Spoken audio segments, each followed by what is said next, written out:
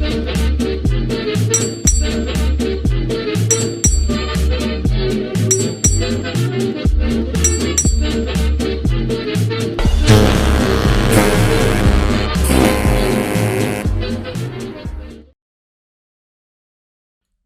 and welcome back to the Drydock episode 308. This is of course part 2, so let's get on straight with question. Ash the Lego guy asks, what do you consider the least known about historically covered maritime theatre in World War II relative to its strategic importance to the eventual outcome of the war? I would say there are probably 4 areas of the naval conflict that haven't been particularly heavily written about. Black Sea, Baltic Sea, South Atlantic, and Indian Ocean. Now, of those, I would eliminate the South Atlantic from the running, not because it's not important, but because it sort of sometimes does get included with the North Atlantic generally. So there is a fair bit of important stuff going on there, but it does get covered somewhat, albeit as part of the sort of seen as more important U-boat campaign. But down in the Central and South Atlantic, you have things like the face-off with Richelieu in Dakar. Of course, you have the Battle of the River Plate, and there's a ton of trade with West Africa and South America going on. The Black Sea, with the best one in the world, we have covered it on the channel before, but ultimately, you could have had some kind of divine being just decree nothing floats on the Black Sea or underneath it, and not a huge amount is going to actually change in that area of the world. The Baltic Sea is a bit more interesting, but again, it's second on my list because it doesn't get written about a huge amount. You've got the whole Kriegsmarine, will they, won't they thing with Sweden going on. And then you have, the Russian and German navies kicking each other as well. And then German fire support. There's a whole thing about German coastal fire support that's done as the Russians are advancing that really doesn't get covered all that much. Russian submarine campaign in the Baltic Sea, etc. But again, outside of the Swedish iron ore trade, if, again, magical divine being says nothing floats in the Baltic Sea, does a huge amount change about the war? Not really. And that leaves us with the Indian Ocean. And so that would be my candidate, because virtually nothing is ever written about the Indian Ocean. There's really, I would say, probably only a handful of decent books written about it at all. One of the more recent, there's a 2-part book series by a Polish author on Operation C, which you can find links to in the video I did on Operation C. I highly encourage you to purchase it. It's one of the best researched, when I say small books, I mean not War and Peace, Norman Friedman style, but yeah, there's some of the best research books on a specific campaign I've come across. Definitely go get those. Anyway, but yeah, outside of Operation C and a couple of books on the Eastern Fleet, there's not really a huge amount talked about, but there is a huge amount going on there. You've got convoys heading to and from Egypt. You've got convoys going the long way around South Africa. You've of course got South Africa itself acting as a repair stop, etc. You've got the Madagascar campaign.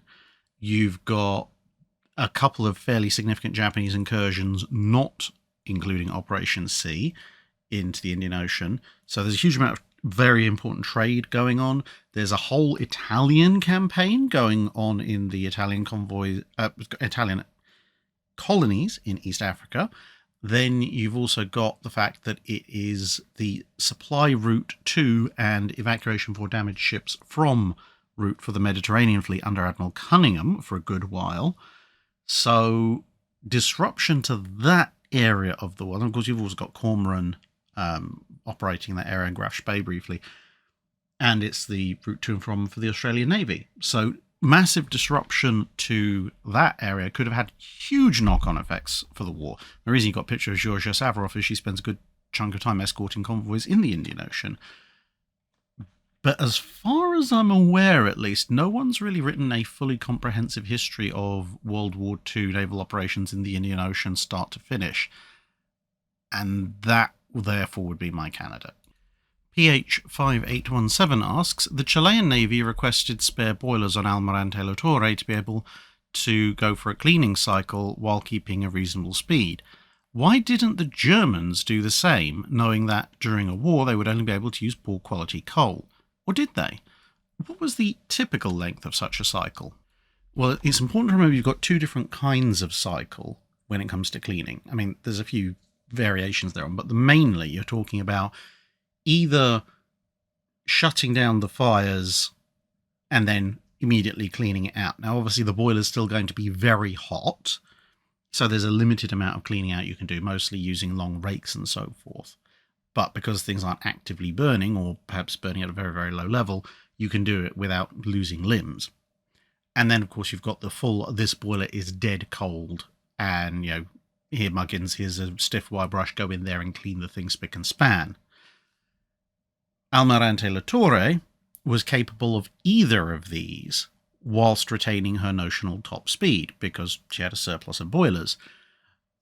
And, of course, you know, she could clean even more of them if she was only operating at cruising speed, because then you can have some boilers shut down on top of, obviously, the spares.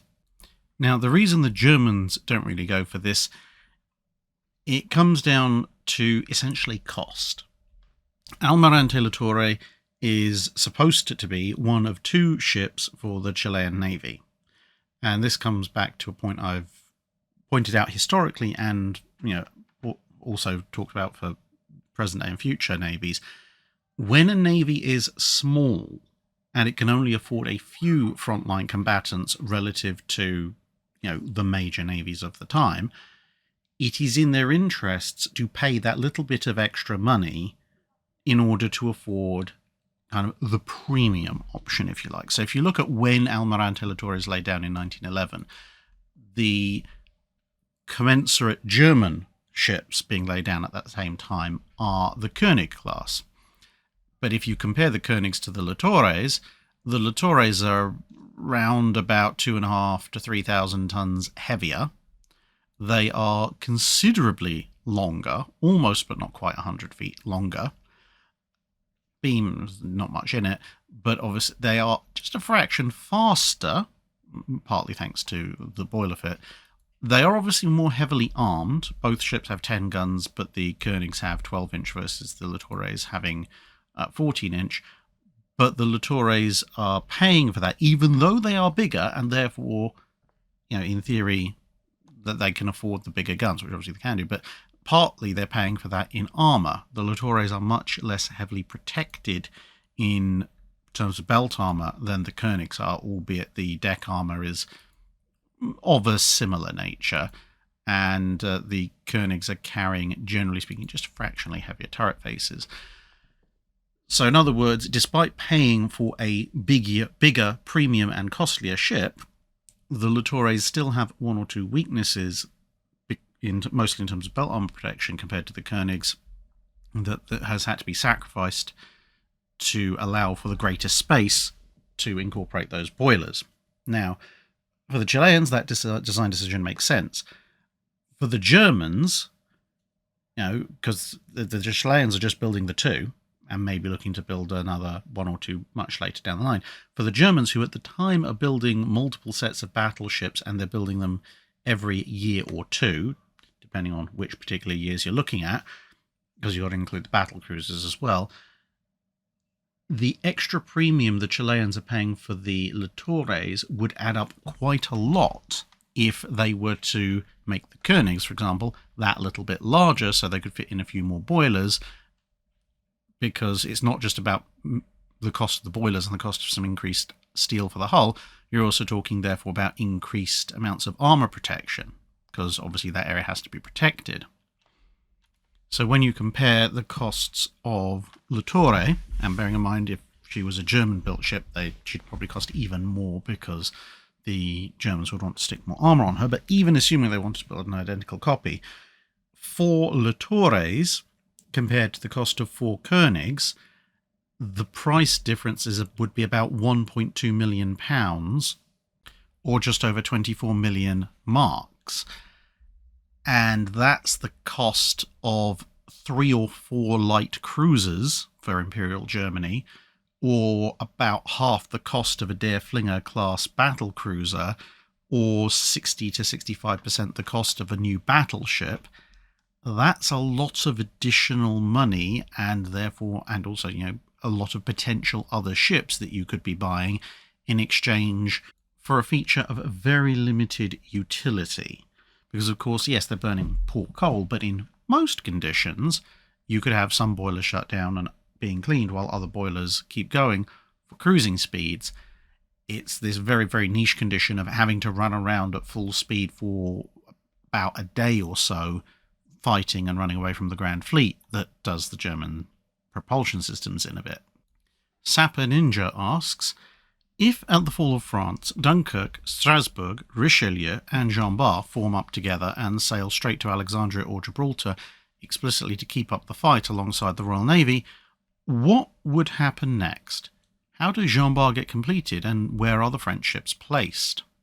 Well, I think the first thing that would happen if you informed the British Admiralty that 4 French fast capital ships, including, 2 fully complete, 1 almost complete, and 1 partially complete battleship, have all shown up in, let's say, Gibraltar, and expressed a continued willingness to fight on in the middle of 1940, the first thing you're going to hear coming out of the Admiralty is something akin to this.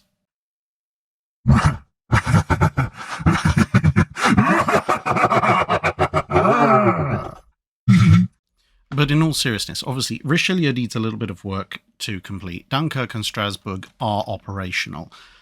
So, bearing in mind that Italy has only just about entered the war, and there is a drastic need for ships in the Mediterranean fleet as a result, I think probably what's going to happen is Dunkirk and Strasbourg are going to be dispatched, apropos very quickly, to Cunningham in the Mediterranean, possibly even to try and help persuade Admiral Godefroy that maybe throwing in his hat with the British is actually a good idea, because that is going to be extremely helpful for Cunningham in facing off against the Italians. Because, okay, Dunkirk is a little less well protected, but Strasbourg could quite easily go toe-to-toe with any of the Italian refits, Conte di Cavour, etc., etc.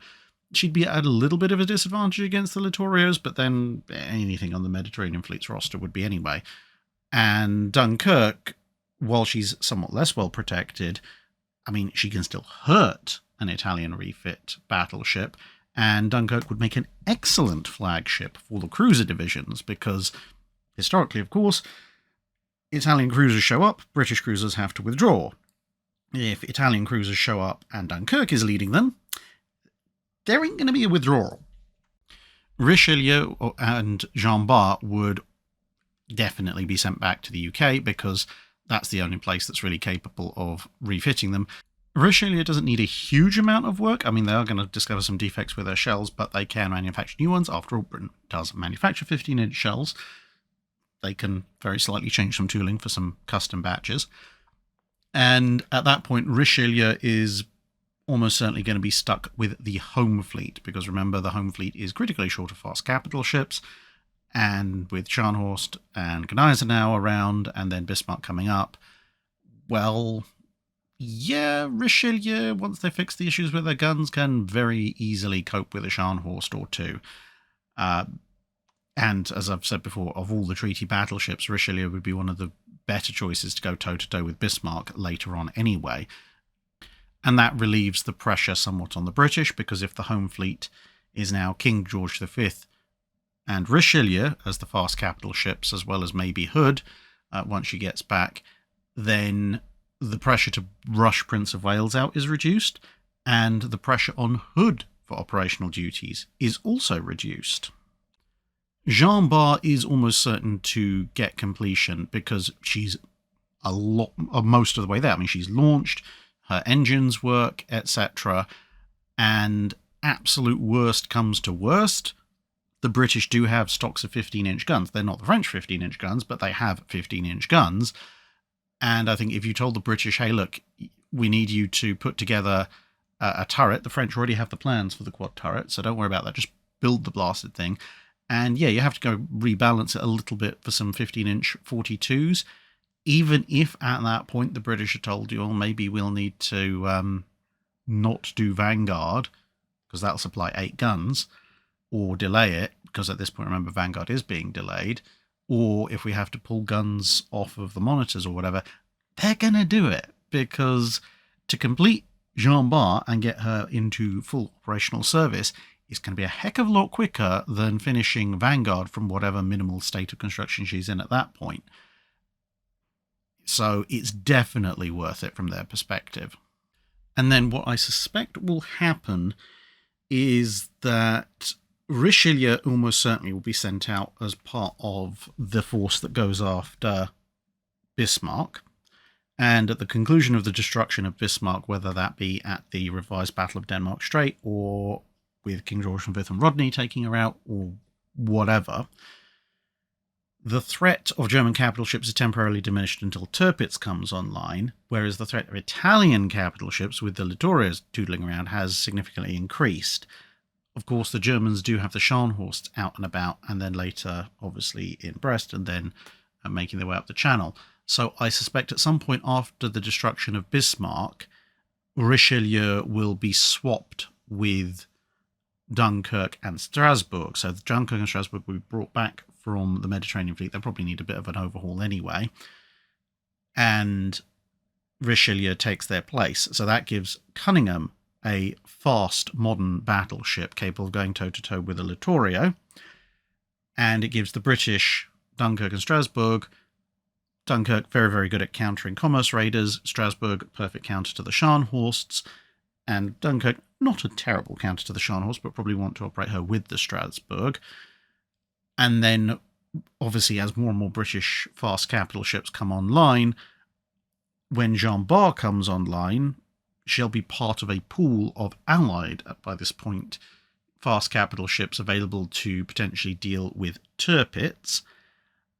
And as the Americans get involved and they start sending the North Carolinas and the South Dakotas and initially Iowa to essentially do a prolonged shakedown cruise whilst potentially also hunting for for Tirpitz in the Norwegian waters, you may very well see Cunningham receiving Jean Bart as well. So Richelieu and Jean Bart operating in the Mediterranean fleet, pretty much at the head of it to square off against the Littorios. Dunkirk and Strasbourg operating in North Sea and Atlantic waters. And then with the elimination of the threat of the Italian fleet in 1943, then Dunkirk and Jean Bart are going to be pulled back in to the UK, probably again like Dunkirk and Strasbourg previously, in need of a brief overhaul, at which point, given that they'll be the 4 centerpieces of the Free French Navy, you can absolutely guarantee the Free French Navy is going to be doing absolutely everything possible in their power to make sure every single one of them is active in time for D-Day. Because yes, putting a fast battleship out there for the D-Day landings is a little bit of a wasted effort, because nobody really needs to go particularly fast. But it's the French, and it's the Free French. You can guarantee if they have capital ships, they are going to be shelling the ever-loving, insert expletive here, out of the Germans in the liberation of France. After that, probably much as Richelieu did historically, they'll probably end up heading out to the Pacific Fleet because, hey, handy fast battleships with a ton of deck space aft to put anti-aircraft guns. Skywise001 asks, I've never heard of the wire-wrapped method of making guns. I find it baffling when the thought of the cost makes my eyes go wobbly. Where did it come from? So, to briefly recap from the Battleship Main Gun video, the idea of wire-winding guns kind of kicks off in a big way in the 1880s, and it stems from a couple of different factors. Firstly, it's well known, well before this, that if you have something vaguely cylindrical and some force inside said cylindrical object pushing outward, then wrapping or partially wrapping the object in some kind of binding massively increases the object's ability to withstand tension. There were rope-wrapped cannon in some parts of the world, many decades or centuries earlier, but also even things very simply like barrels. If you took a set of barrel staves and you nailed them together, one into the other, maybe with some overlapping elements, and then filled it with water, it would certainly leak and almost certainly collapse when full if it was of any substantial size. Whereas putting a couple of wraps, either of wood or bark or rope or metal, massively increases the strength of a wooden barrel. So this general concept was understood. And then in the 1870s, that was taken a step further by specific analysis of cylinders. You can talk about scientific procedure coming in here. And it was thought, not without reason, that sharp transfers of shock, energy, pressure, etc. through metal could result in failures. That's not exactly rocket science. It's fairly obvious from an engineering perspective. And so part of the idea came from the fact that obviously you need to apply some kind of pressure to stop the, in this case, gun barrel splitting apart. But if the entire barrel is under constant constricting pressure, well, you may eventually end up with small elastic deformations pressing in, which isn't going to be good for the barrel. And also, if you've got constant pressure in and then you fire the gun and you have massive pressure out, that's a very sharp change. Whereas if you could perhaps develop some way of exerting a fair amount of pressure on the exterior of a gun barrel, but the interior wasn't under so much compression, then obviously then that would lead to a graduated compression through the material, so the theory went, and thus when the pressure expands into the material, it is met and countered gradually, which will result, hopefully, again, so the theory went, in less damage, especially over time as you repeated the exercise, firing again and again and again. So that's one element of it. The other element of it is the fact that, we're talking late 1870s, early 1880s. The Bessemer process for mass producing steel is very young at this stage. The vast majority of long-term workers in iron and steel foundries will have been working for more of their career at that point without the ability to mass produce steel than with it. And making large quantities of steel is one thing, but can you make a large quantity of steel as in we can make 1,000,000,001 razor blades, or can you reliably make a 20, 30, 40, 50 ton ingot of high quality steel that's high quality all the way through? Those two are very different things. Lots and lots of small bits of high quality steel, relatively speaking, is easy. Very large chunks of high quality steel is a much, much harder thing, even today. And then approaching that again from an engineering process, a massive great hoop or jacket that you're sticking on a gun barrel is going to start out as a massive ingot. So that's testing your ability to produce good quality steel, again, in an era when producing large amounts of steel in any amount, in any quality, is pretty new. But high tension steel wire, now that has been produced for a very long time at this point, and the science of how to produce that to a very, very high quality with a ridiculously high tensile strength, that is known. So suddenly, you put the two together and, well, if we wrap the barrel in wire, then we don't have to worry quite so much about making massive blocks of high quality steel until we can sort that out later down the line.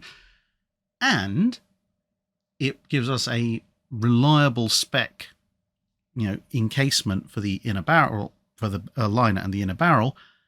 Plus, it's providing an awful lot of tension outside. It's working on known principles to resist outward expansion of materials. Everything's great.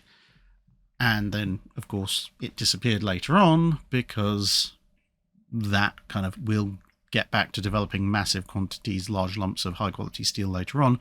That happened. If the gods had wanted us to be happy, they would have given us a honey-based alcoholic beverage. Oh Look Mead asks, what is or was the importance of fair winds and following seas?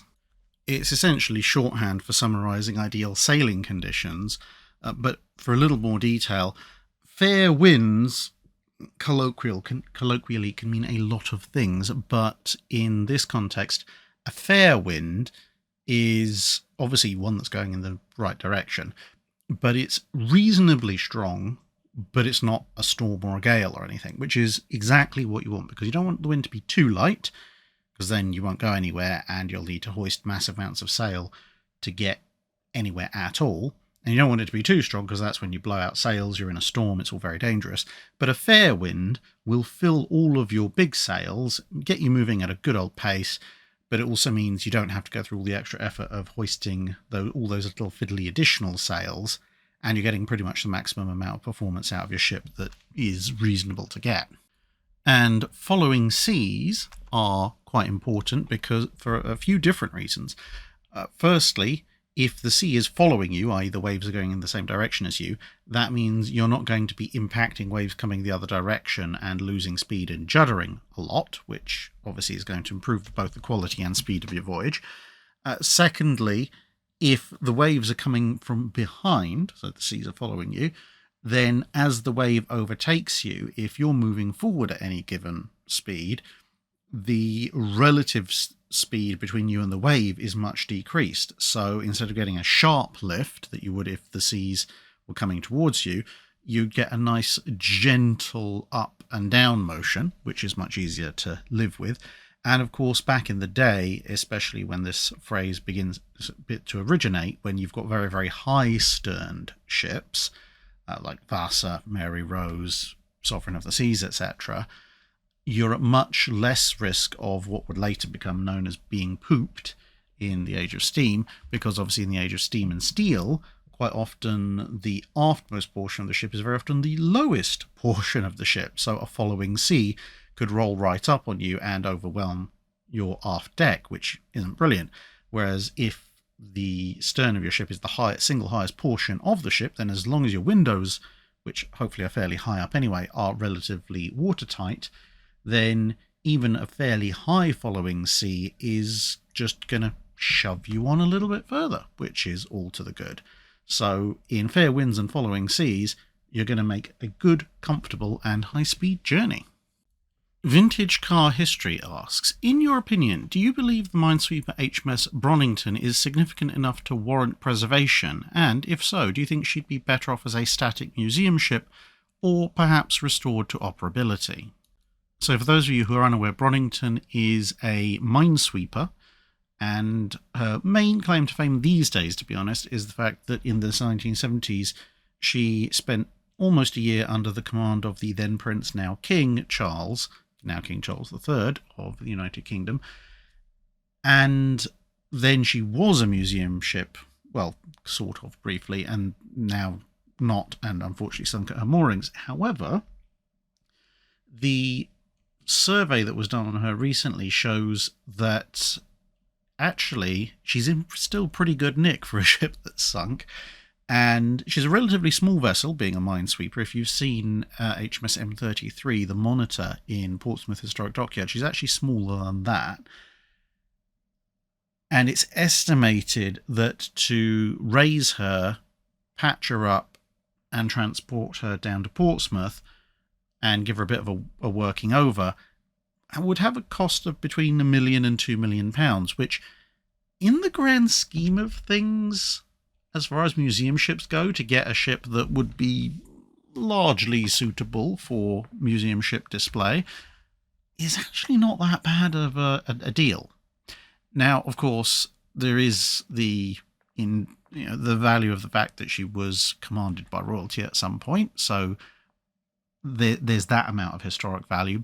But I think also, as a minesweeper, particularly a wooden-hulled minesweeper of the early to mid-Cold War period, she does have a certain degree of intrinsic historic value in and of herself, because she represents a perhaps somewhat underrepresented area of mine warfare, well, naval warfare generally, with being a minesweeper, and also a relatively underrepresented portion of the Royal Navy's history in terms of museum ships, because pretty much the only other things that the Royal Navy has as museum ships from that period are submarines, the Ocelot and so forth. So for a relatively low price, and she would slot in pretty well, I think, in the dockyard. I definitely think she's probably worth preserving. I mean, the National Lottery Heritage grants that are handed out sometimes with some questionable purposes, they've handed a lot more money to, I think, less deserving causes than this, especially since it would obviously be a publicly accessible attraction for a fairly long time to come. With that said, I think she would probably be better off as a static museum ship, partly because the cost of restoring her to be a museum ship is one thing. The cost of restoring her to a running operational capability multiplies that cost exponentially. And then you've also got to deal with, if she is operational, then you've got to have an actual operational crew. You've got to take a lot more security measures because someone could potentially sail off with her. And you've also got to decide, well, how are you going to exploit that capability that you've paid a lot of money for? Are you going to do tours of Portsmouth Harbour? Well, that's already done with smaller ships. Are you going to go into the Solent? How are you going to manage the insurances for all that? How are you going to pay for the fuel? Etc., etc. So, much as it would be nice, I don't think there's really a percentage in keeping her fully operational, but probably in the water. I think she'd look quite good parked up next to Warrior. Camino John asks, ignoring that World War II happens, with the completion of the Yamato, Montana and Lion classes, were all subsequent larger battleship designs effectively priced out of the market for all countries? I say this because the classic definition of being priced out is where a good or service that was once reasonable enough for purchase has, for practical reasons, become too expensive. Given the most expensive items that go into a warship, armor plate, turbines, guns, etc., are made from large steel billets, all of these have parallel civilian applications, so you didn't necessarily have to make monopurpose facilities to make these required items. But with the larger designs, some of these dual uses no longer apply, which raises the cost, as you have to build special one-off factories and forges, then new slipways, dry docks, canals, docksides, etc., which make them more expensive in terms of indirect costs. Given the amount of money placed in a single ship, would any country therefore even be willing to risk them in battle? So could you conclude that battleship design and specifications had reached a practical conclusion? Well, I think the cost of manufacturing the specific items is probably less of an issue than you'd think. Yes, some niche stuff like gun foundries and so forth would have to be expanded, but to be perfectly honest, the gun pits and so forth that made battleship grade cannon had long ago ceased to be of any particularly practical purpose in the civilian world, and they were effectively monotasked, which is why when battleship orders dried up in the aftermath of World War I, so many of the gun foundries were closed, and then there was the bottleneck of gun manufacturing later on. A lot of the other stuff, like the ability to manufacture large amounts of treated steel, does actually have a surprising number of other civilian applications, albeit it's the kind of bespoke stuff, so there wouldn't be a regular supply of the same customer time and time again, but there'd be, a periodic drip feed of orders of all sorts of weird and wonderful custom forgings. I think there probably was at least one more generation of ships after the Yamatos, Montanas and Lions, assuming that they had been built. I think the main killer, though, is the combination of aircraft and infrastructure, because aircraft, as you saw with the last battleship designs video I did, especially the British ones, where they're desperately trying to square the circle of responding to every single potential possible threat, the threat of air-dropped weapons, and thus the need to massively upgrade deck armor, as well as still potentially keep out underwater threats and engage in surface combat, meant that although the square cube law does allow for a ship that can plausibly and realistically be built to be constructed that could theoretically address most of the threats, at least circa the late 1940s, it is an extremely large vessel which requires an absolutely colossal upgrade of infrastructure, which is the biggest cost at that point, to be perfectly honest. And obviously, then you've got the other factor of that addresses that generation of threats. Someone will then just turn around and make an even bigger set of aerial threats, at which point now you're starting to verge into the rather impractical to actually build territory. And so all you've really done is delay the end of the battleship by one design generation. But I mean, given that the Lions, even at their maximal design, at least maximal design as originally conceived, like Lion 42 or something, would have been considerably smaller than the Montanas, and the Montanas themselves are just ever so slightly less than the Yamatos, and the Japanese were planning the Super Yamatos. I think, yeah, there was, industry-wise and infrastructure-wise, there was probably one more generation in terms of size increase for battleships, but not beyond that. Of course, the interesting thing is that if somebody did upgrade all the infrastructure to be able to cope with 80, 90,000 ton battleships that are 1,000 foot long or more, whoever did that would actually, interestingly enough, have infrastructure that is very, very well suited to then start producing very large oil tankers and cargo container ships when the cargo container is invented later on in the Cold War. But of course, that's a hindsight thing. Avoid Shisnos asks, I seem to recall some while back you mentioned that even the Royal Navy weren't immune to camp followers of a sort during certain time periods. How often did this occur, and were there times that an admiral would turn a blind eye to it? As with many things in the Royal Navy, it tends to come and go in waves, and usually you can track those waves not so much by looking at occurrences of, women and supernumerary people showing up aboard Royal Navy ships, because that's usually quite hard to prove.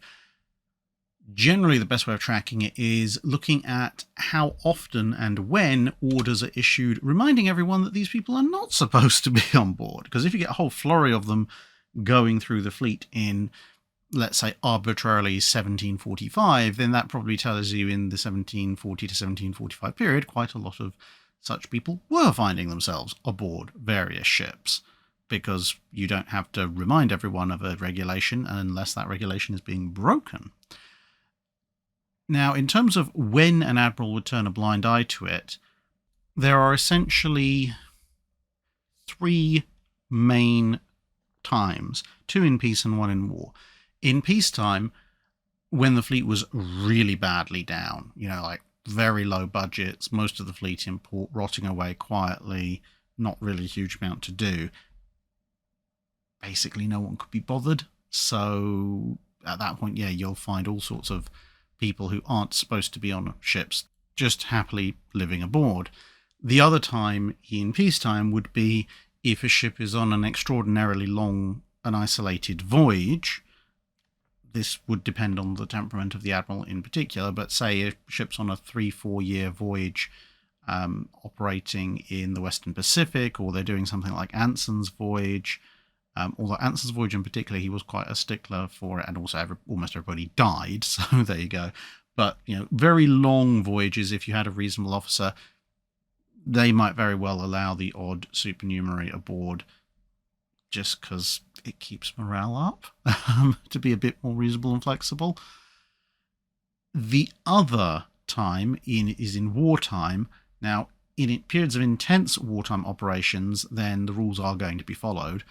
But if you end up in a prolonged period during a conflict where not a huge amount is happening, and otherwise things get very boring, like, say, endless blockade duty off Brest or Bordeaux or somewhere like that, or Toulon, then if you've been out there for months, if not years, then again, while it's important to keep discipline up, a small amount of laxity might be allowed by certain admirals, again, mostly in the interests of morale.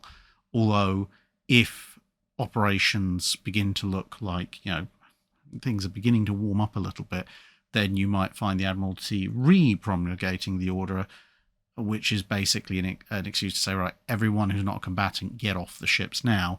And then what you might see is one or two ships sent to Gibraltar for resupply, which just also happened to be transporting all the people who shouldn't have been on there.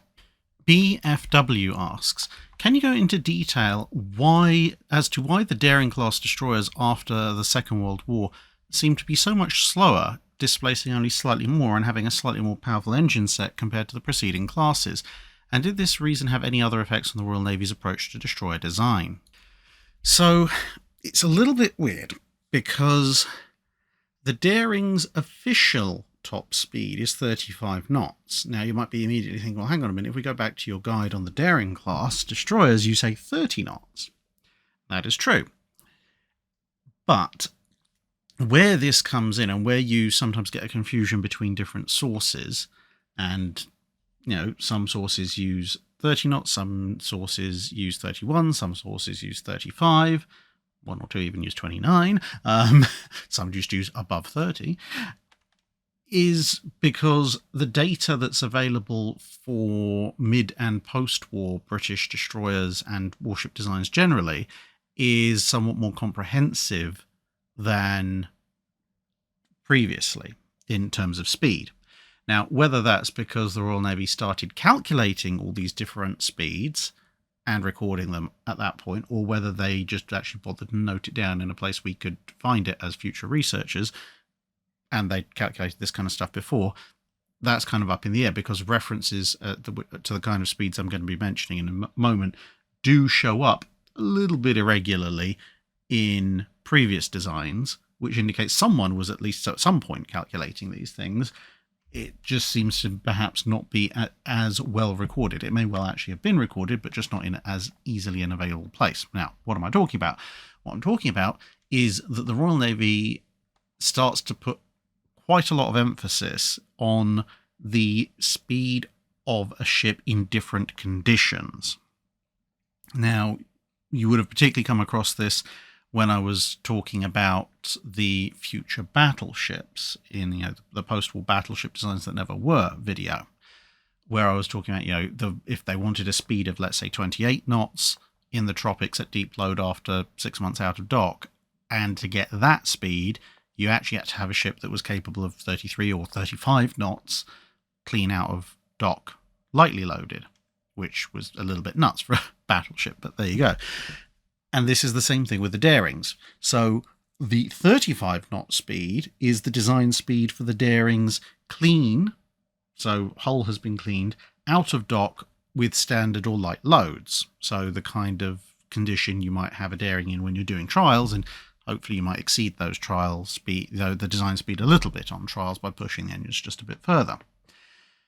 However, you also have the deep loaded speed, clean out of dock.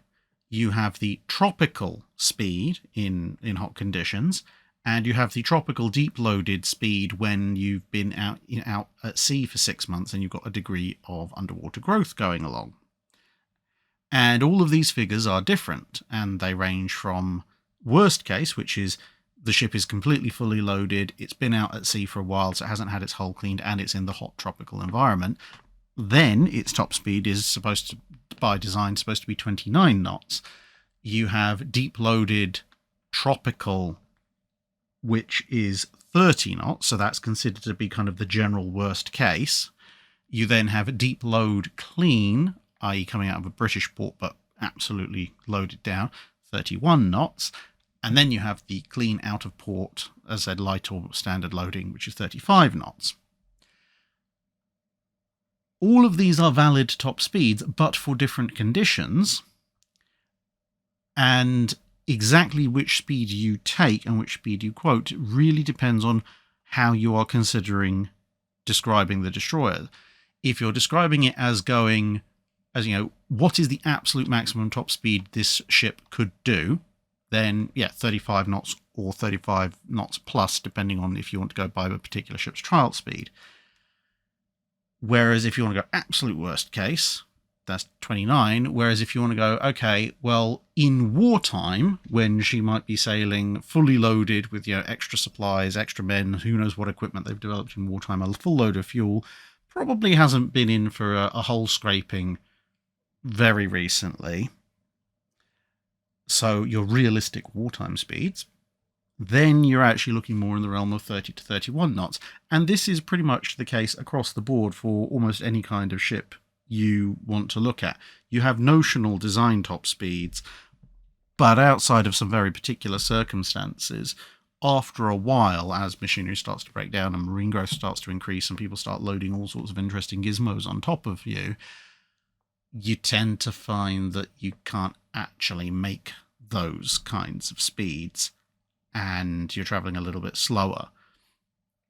So quite a number of fast battleships, whether they be South Dakota, North Carolina, King George V, etc. classes, by the time they're tootling around off Japan right at the end of the war, there are quite a number of accounts from the Royal Navy and US Navy sources that indicate that some of them would struggle to break 25, 26 knots in some of the heavy weather they're experiencing, and bear in mind that's in quite warm conditions, when their design speeds are 27 to 28 knots. But then, if you took them off and cleaned them and, took off not anything particularly that's vital, but just loaded it a little bit lighter, or you just burn off some fuel and move to a slightly cooler environment, like Southern Australia, then suddenly you'll find your speed picks up by a knot or two. So this is kind of, where do you pick your speed? And in that particular case, I was drawing from Norman Friedman's book on British destroyers and frigates from the Second World War and onwards, and that kind of realistic top speed, generally, i.e. that you could always rely on, was around 30 knots, and that was what went in the video. Although, in retrospect, given that almost every other ship is listed by their design speed if they roughly met or exceeded it, perhaps I should have actually gone with their also design speed of 35 knots, but I can't really go back and edit that now because, well, not because I don't want to, but largely because YouTube doesn't let you. So there you go. Hopefully that gives you a bit more of an explanation. Uniform 26 asks, rooting around, I stumbled upon the entry for the Ottoman battleship Abdul Kadir, 1892. Previously, I'd been under the impression the Ottoman Navy bought all of its steel warships from foreign yards, whereas Abdul Kadir appears to have been an early attempt at an indigenous design, something of a heavy lift for a country without a strong shipbuilding sector. What exactly killed this thing? Was it just the precarious state of the Ottoman Navy's finances at the time, or was it a project that exceeded the technical capabilities of the Ottoman shipbuilding industry? How much is known about what this ship would have been like if completed, and if they had completed her, let's say around 1900, if we hand away the financial issues, how much of an impact would she have had on Ottoman naval operations in the early 20th century, like the Balkan Wars, the arms race with Greece, etc.? The primary thing that killed the idea of building it was, Ottoman finances. They kept starting construction and then stopping because there was no money, then starting again when there was a bit more money, then stopping it because there wasn't any money anymore, and so on and so forth. This wasn't helped by the fact that for some reason I still can't quite divine, they decided they were just going to build it on some ground. There was a perfectly good slipway nearby, but apparently for whatever reason that wasn't used, and rather inevitably that meant as the hull slowly took shape and got heavier and heavier, the bits of wood and general just hard standing not even hard standing, hard earth that she was on shifted, crushed, and the whole thing was irrevocably damaged and warped and twisted out of all proportion, so she was going to have to be scrapped anyway. Plus, by the time she was scrapped, even in a very, very poorly completed state, she was massively, massively obsolete, because by that point dreadnoughts had started to be launched, and she wasn't even a particularly heavily armed pre-dreadnought, let alone anything else. Now, if she had been completed, what would her capabilities have been? Well, you can kind of see her planned armament here. She's almost at a level, assuming the Ottomans either would have obviously bought in or potentially tried to build some of the technology themselves, assuming it all worked. It's fairly minimal. She's almost a second class pre-dreadnought. The secondary battery is pretty small, only half a dozen 5.9-inch guns, So you can see them positioned lower down in casemates on that upper picture section and on the top part of the double top-down picture on the bottom. So really not a big secondary battery at all. There's a scattering of lighter guns, but that don't really make too much odds, to be perfectly honest. And then the main guns, 4 11-inch guns. I mean, it's not awful for a pre-dreadnought armament. And if she was completed in 1900, that would predate some of the slightly weirder design decisions that were taken thereafter to change her armament up a little bit. But as far as her overall impact once in the water, I suspect it would have been relatively minimal. Because, well, if you want overall capabilities, the 2 Brandenburgs that the Ottomans bought off the Germans were larger and more capable than this thing potentially would have been. And, well, the Ottomans don't really have a good track record of taking care of their ships in the age of steam and steel, to the point you have the 2 Brandenburgs plus Mesudai, and Averof basically solos them. So, you know, by the time the Greeks and the Turks actually go to war, this, unfortunately, I think would just be another thing for Averof to beat up on, especially since she actually outmasses it, has a better secondary battery fit, and when you compare the range and rate of fire of this thing's planned 11-inch guns versus Averof's 9.2s, I think Averof actually came off with the better end of the deal. I mean, to be fair, she's also like a decade newer of a design, so that's not exactly entirely surprising, but still, if you wanted me to place a bet in a straight-up fight between Georgios Averof at the time of the Greco-Turkish Wars and a 10-plus-year-old Abdul Kadir, I will put all the money on the Greek. King Brock asks, what causes certain speeds to be common for specific types of ships? Pre-dreadnoughts seem to hover around 18 knots. Most dreadnoughts tend to be 21 knots. Most battleships tend to be around 28, etc. Is this based on an absolute reason, or is it all relative to what everybody else has built? There certainly is a degree of everyone else is roughly going this speed, so as long as we go at about that speed as well, we should be fine.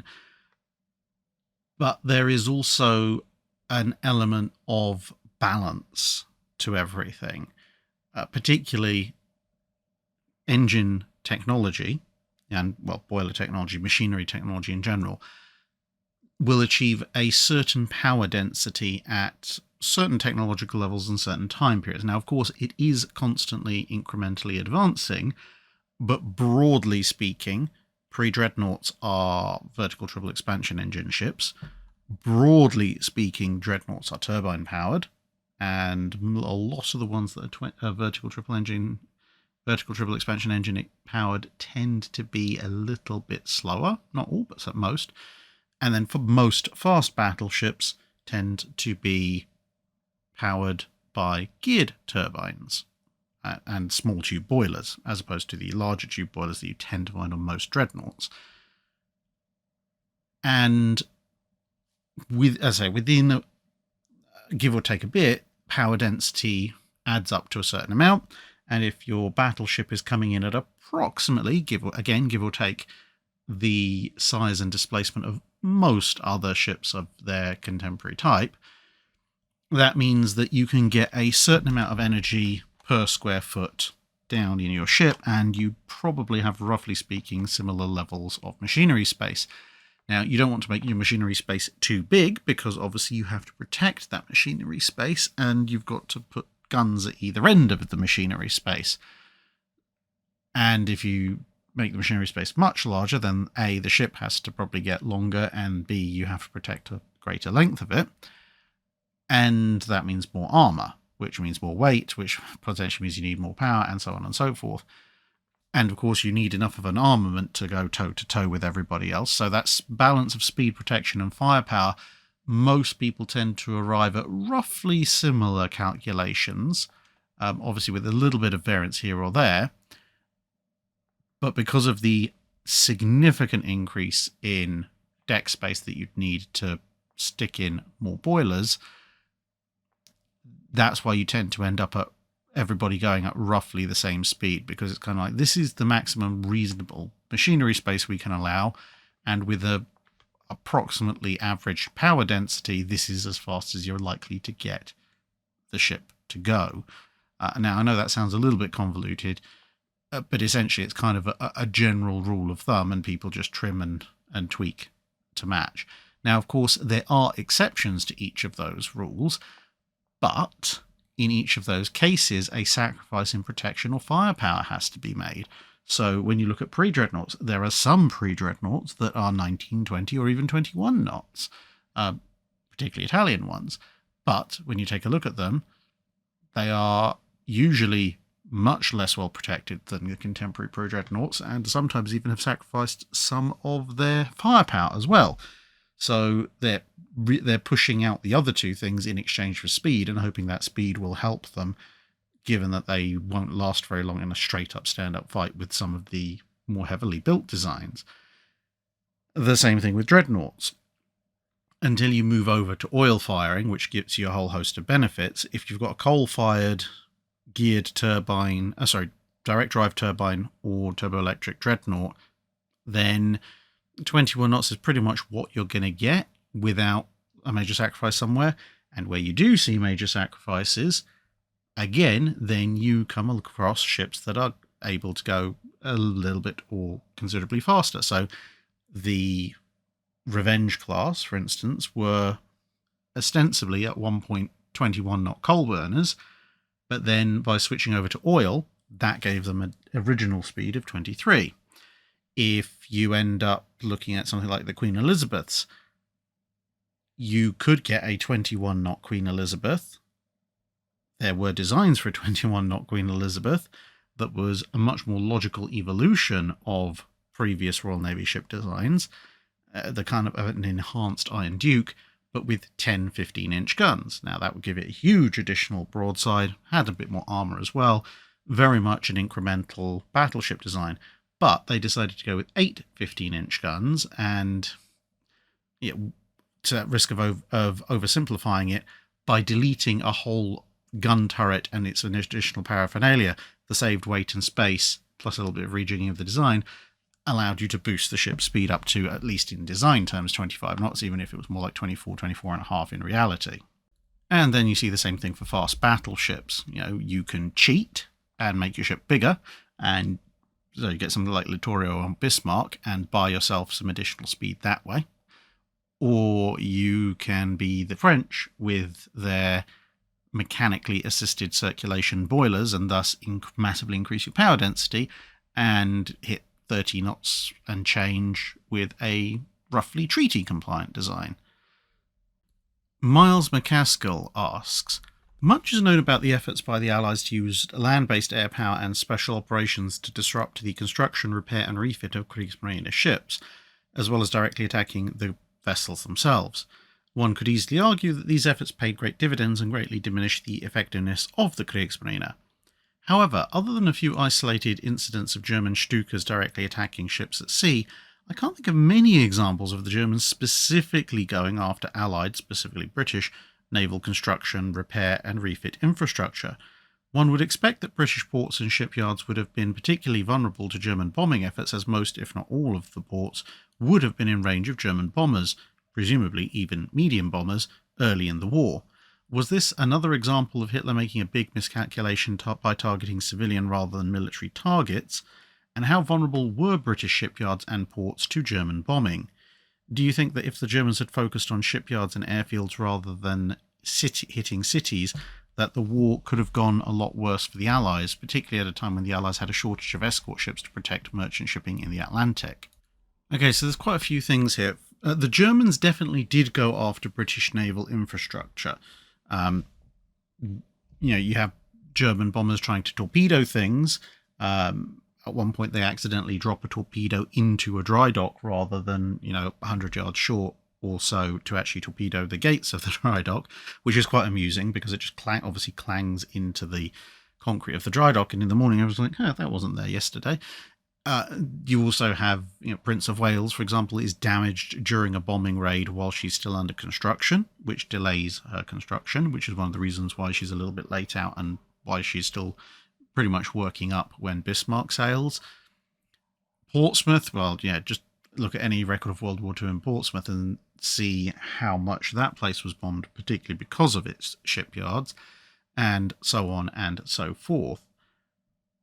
But there are a few things to take into account when it comes to this kind of stuff. Firstly, the Germans are bombing with twin-engine medium bombers for the most part. That limits their payload, both in absolute terms and in terms of the bigger, more useful things you need to demolish really big targets like ships and major factories. Secondly, because of, the limited payload capacities, they're not able to saturation bomb quite as well as the RAF would be able to do in the mid to later parts of the war. Although, ask places like Coventry and Manchester just how well the Germans can saturation bomb with incendiaries when they need to. But the thing is, incendiaries, while they can do huge amounts of damage to civilian infrastructure, don't tend to do huge amounts of damage to something like a boat or a ship. Unless it's made of wood, but we'd moved past that technology by this point. But the other big thing you've got to take into account is defences.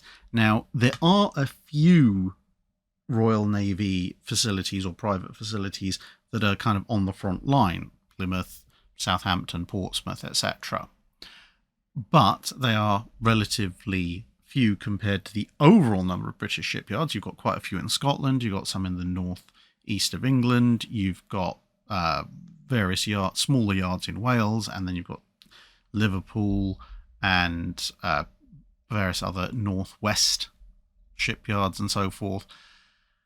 And for most of them, again, it partly comes down to what kind of bombers the Germans have and location. So if the British want to go after Wilhelmshaven or Bremerhaven or Cuxhaven or the Kiel Canal or whatever, when the British are really getting into bombing Germany, they can send their bombers out over the North Sea quite happily, and then they can turn south and come in on their targets and drop their bombs. Now, yes, the Germans will have radar, but then they'll see the raid coming, they'll scramble their fighters, but they've only got from detection to when the bombers arrive to get those fighters up in the air, activate the anti-aircraft defences, and sort out what they're going to do to respond to the incoming attack. And because of the size of Germany, and we're just looking at Germany here, never mind the fact Germany's occupied most of Europe, so the Luftwaffe is spread even more thinly because they've got to defend almost everywhere. But even just looking at Germany, if RAF bombers show up heading for Wilhelmshaven, for example, 2/3 of all fighters based in Germany, if we're using the Bf 109 as a benchmark, are physically incapable of reaching Wilhelmshaven and then making it back to their home airfield using combat ranges, which is pretty awful. Now, of course, an FW-190 might be able to go a bit further, but there's also the fact that at those kind of distances, it's going to take an hour or so to get to Wilhelmshaven, by which point the bombing's already happened and the bombers have gone home. And as I say, anything further away from that, so if you've got fighters defending Frankfurt or Leipzig or Dresden or Nuremberg or Stuttgart or Munich or anything else like that, or even Berlin, those fighters can't do anything to help you if the RAF is bombing Wilhelmshaven. And as I say, that's completely ignoring the fact that Luftwaffe has to have fighters based in the occupied Netherlands, Belgium, France, Eastern Europe, later on Italy, etc., etc., etc., plus their overseas commitments, Norway, and so forth, North Africa, which is diluting how many fighters the Germans can bring to bear at any one point. Same thing goes for somewhere like Brest when Scharnhorst and Gneisenau are there. The British can just fly out wherever they want and pop along. Same thing with somewhere like Bordeaux. The British have options whereby only a limited portion of the German Air Force can respond. Conversely, apart from those southern coast ports, if the Germans are going for the Liverpool docks or something like that, they have to come much more in a straight line at the UK, and they have to pass over a good chunk of the UK to get there, which means that a very large chunk of the RAF's fighter force can just show up and start taking pot shots at them, or night fighter force in the late, obviously, once they decide that daylight bombing isn't really working for them. And they have to thread around a little bit to try and avoid flying over fairly large cities that might have anti-aircraft defences. They'll take pot shots at them as well along the way. Then they've got the anti-aircraft defences of the city they're targeting itself, and then they've got to fly that gauntlet again. So it's a much higher risk effort, basically, because the British defences can be much, much more concentrated and have a much greater go at what are ultimately smaller bombers, less well defended, carrying smaller payloads in the first place. And even for those cities on the south coast, which are much more vulnerable because the Germans don't have to run that kind of gauntlet, because of the range of British radar and where the German bases are in northern France, a lot of the time the British could see the German raids taking off and forming up, which gave them far more warning to get the fighters in the air and all the defences readied, as opposed to, as I say, the Germans, because a lot of RAF bomber bases were taking advantage of the longer range of British bombers were in the northern parts of England where German radar couldn't reach, and for places in mainland Germany itself, that didn't really matter because no radar based in Germany could see all the way into the UK anyway. So the British had a lot of advantages and the Germans had almost corresponding disadvantages when it came to defending their naval infrastructure. Combine that with the numerical and payload superiority of the RAF in the mid to latter parts of the war, and honestly, the relative sparsity of German naval infrastructure, even when they occupied France, in terms of the number of ports they actually had with combat ships in, and thus allowing the RAF to concentrate much more heavily on them. And suddenly you see why the British going after German ships and naval infrastructure tends to stand out a lot more than the Germans when they try to go after British naval infrastructure. Alex Moskowitz asks, in the book The Pirate Republic, the author describes how lightly armed merchant ships with 6 to 8 cannon were easily captured by pirates, either because the pirates simply rowed up to them in canoes and boarded them, or the pirates had captured enough ships to have 20 or more cannon and they could force a surrender without a fight. Since it seems like the handful of guns on a merchant ship couldn't stop pirates or warships, what was the point of these guns and when would they have been used? There's a few instances. I mean, some ships, particularly the bigger East Indiamen, would carry considerably more guns and thus were much more capable of defending themselves, but for every pirate who has a 20 or 25 or 30 gun ship, there are quite a few that are operating out of very lightweight craft and maybe only have a few cannon between them, especially when you get to the more distant parts of the world and you're not necessarily talking about, if you like, quote unquote, European pirates, or the pirates of the Caribbean.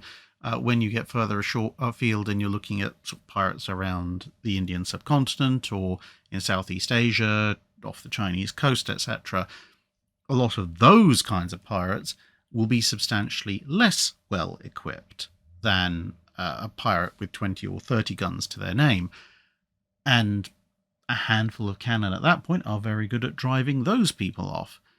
Also, in a time of war, obviously anybody can try and capture anybody else as if they're on the opposite side.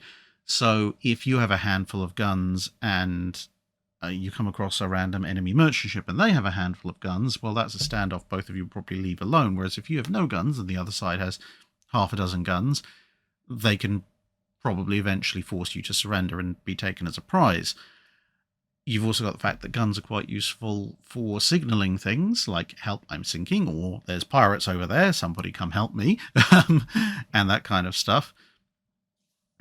And if you do spot opportunistic pirates coming at you in canoes or other small craft, at least from a far enough distance, you can load up with grape shot or something like that and blast them all out of the water fairly conveniently.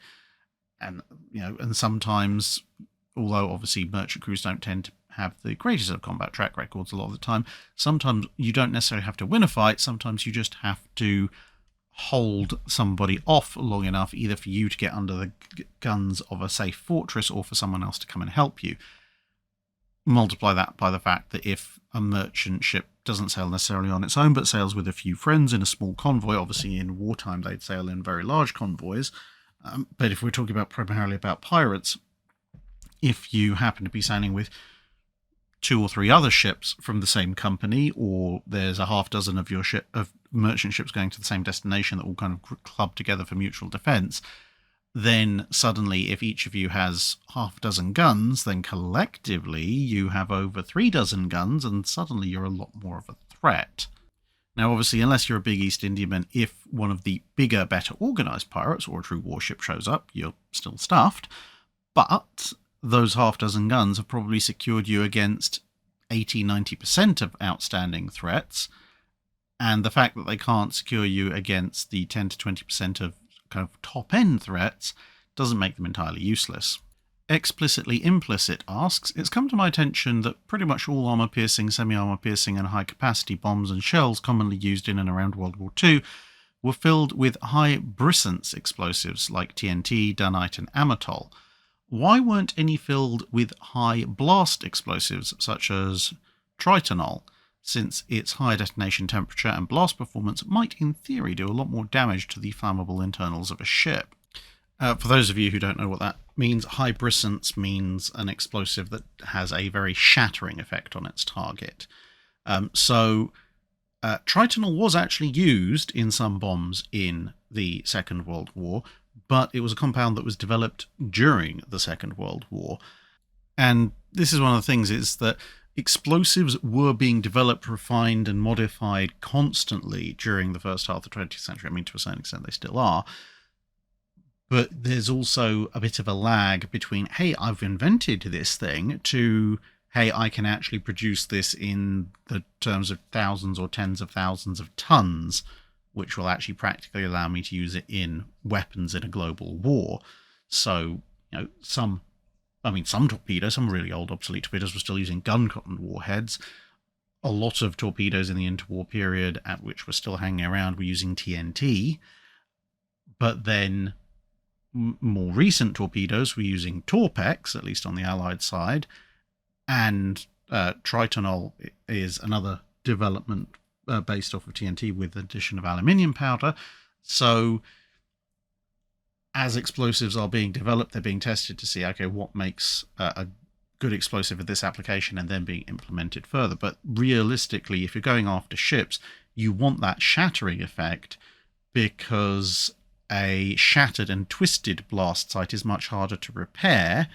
And if you can break a lot of things, firefighting on ships to a certain extent is a known quantity, and there's only so much explosive you can deliver with anything that's got any significant armor piercing capability. So if you have something that's going to cause a relatively intense localized fire, great, fine. But if you're going to have a very incendiary effect, then usually that means a lower order explosion, and therefore you're going to have a smaller blast site which can then either be isolated or attacked somewhat more easily. Whereas if you have a very powerful shattering explosive, even if it doesn't necessarily cause fires immediately, there's a much bigger hole that's much harder to repair in the short term, and much more likely to open up parts of the ship to things like flooding. And also, the more demolition you do, the more a ship is structurally compromised, and the chances of something falling off or them having to slow down to stop things breaking is increased. And also with very high energy, high explosive shattering effects, the generated shrapnel from an armor-piercing bomb or shell will be massively heated and propelled at very high speed in all sorts of directions. So you might not get an immediate fire, but those extremely hot bits of metal being wedged into all sorts of things may then cause secondary fires in the seconds or tens of seconds immediately following the impact. But the other thing you've got to take into account when you're filling bombs and shells is the sensitivity of the explosive and the shelf life of the explosive. And if you've come up with a new explosive compound, you have to test for both of those things quite extensively, because with shells, they may be sitting around in warehouses or on ships for years before you fire them. You do not want something that becomes so unstable it will detonate if you so much as look at it 5 years after you've manufactured it. Or on the flip side, become so insensitive that it just flat out won't work.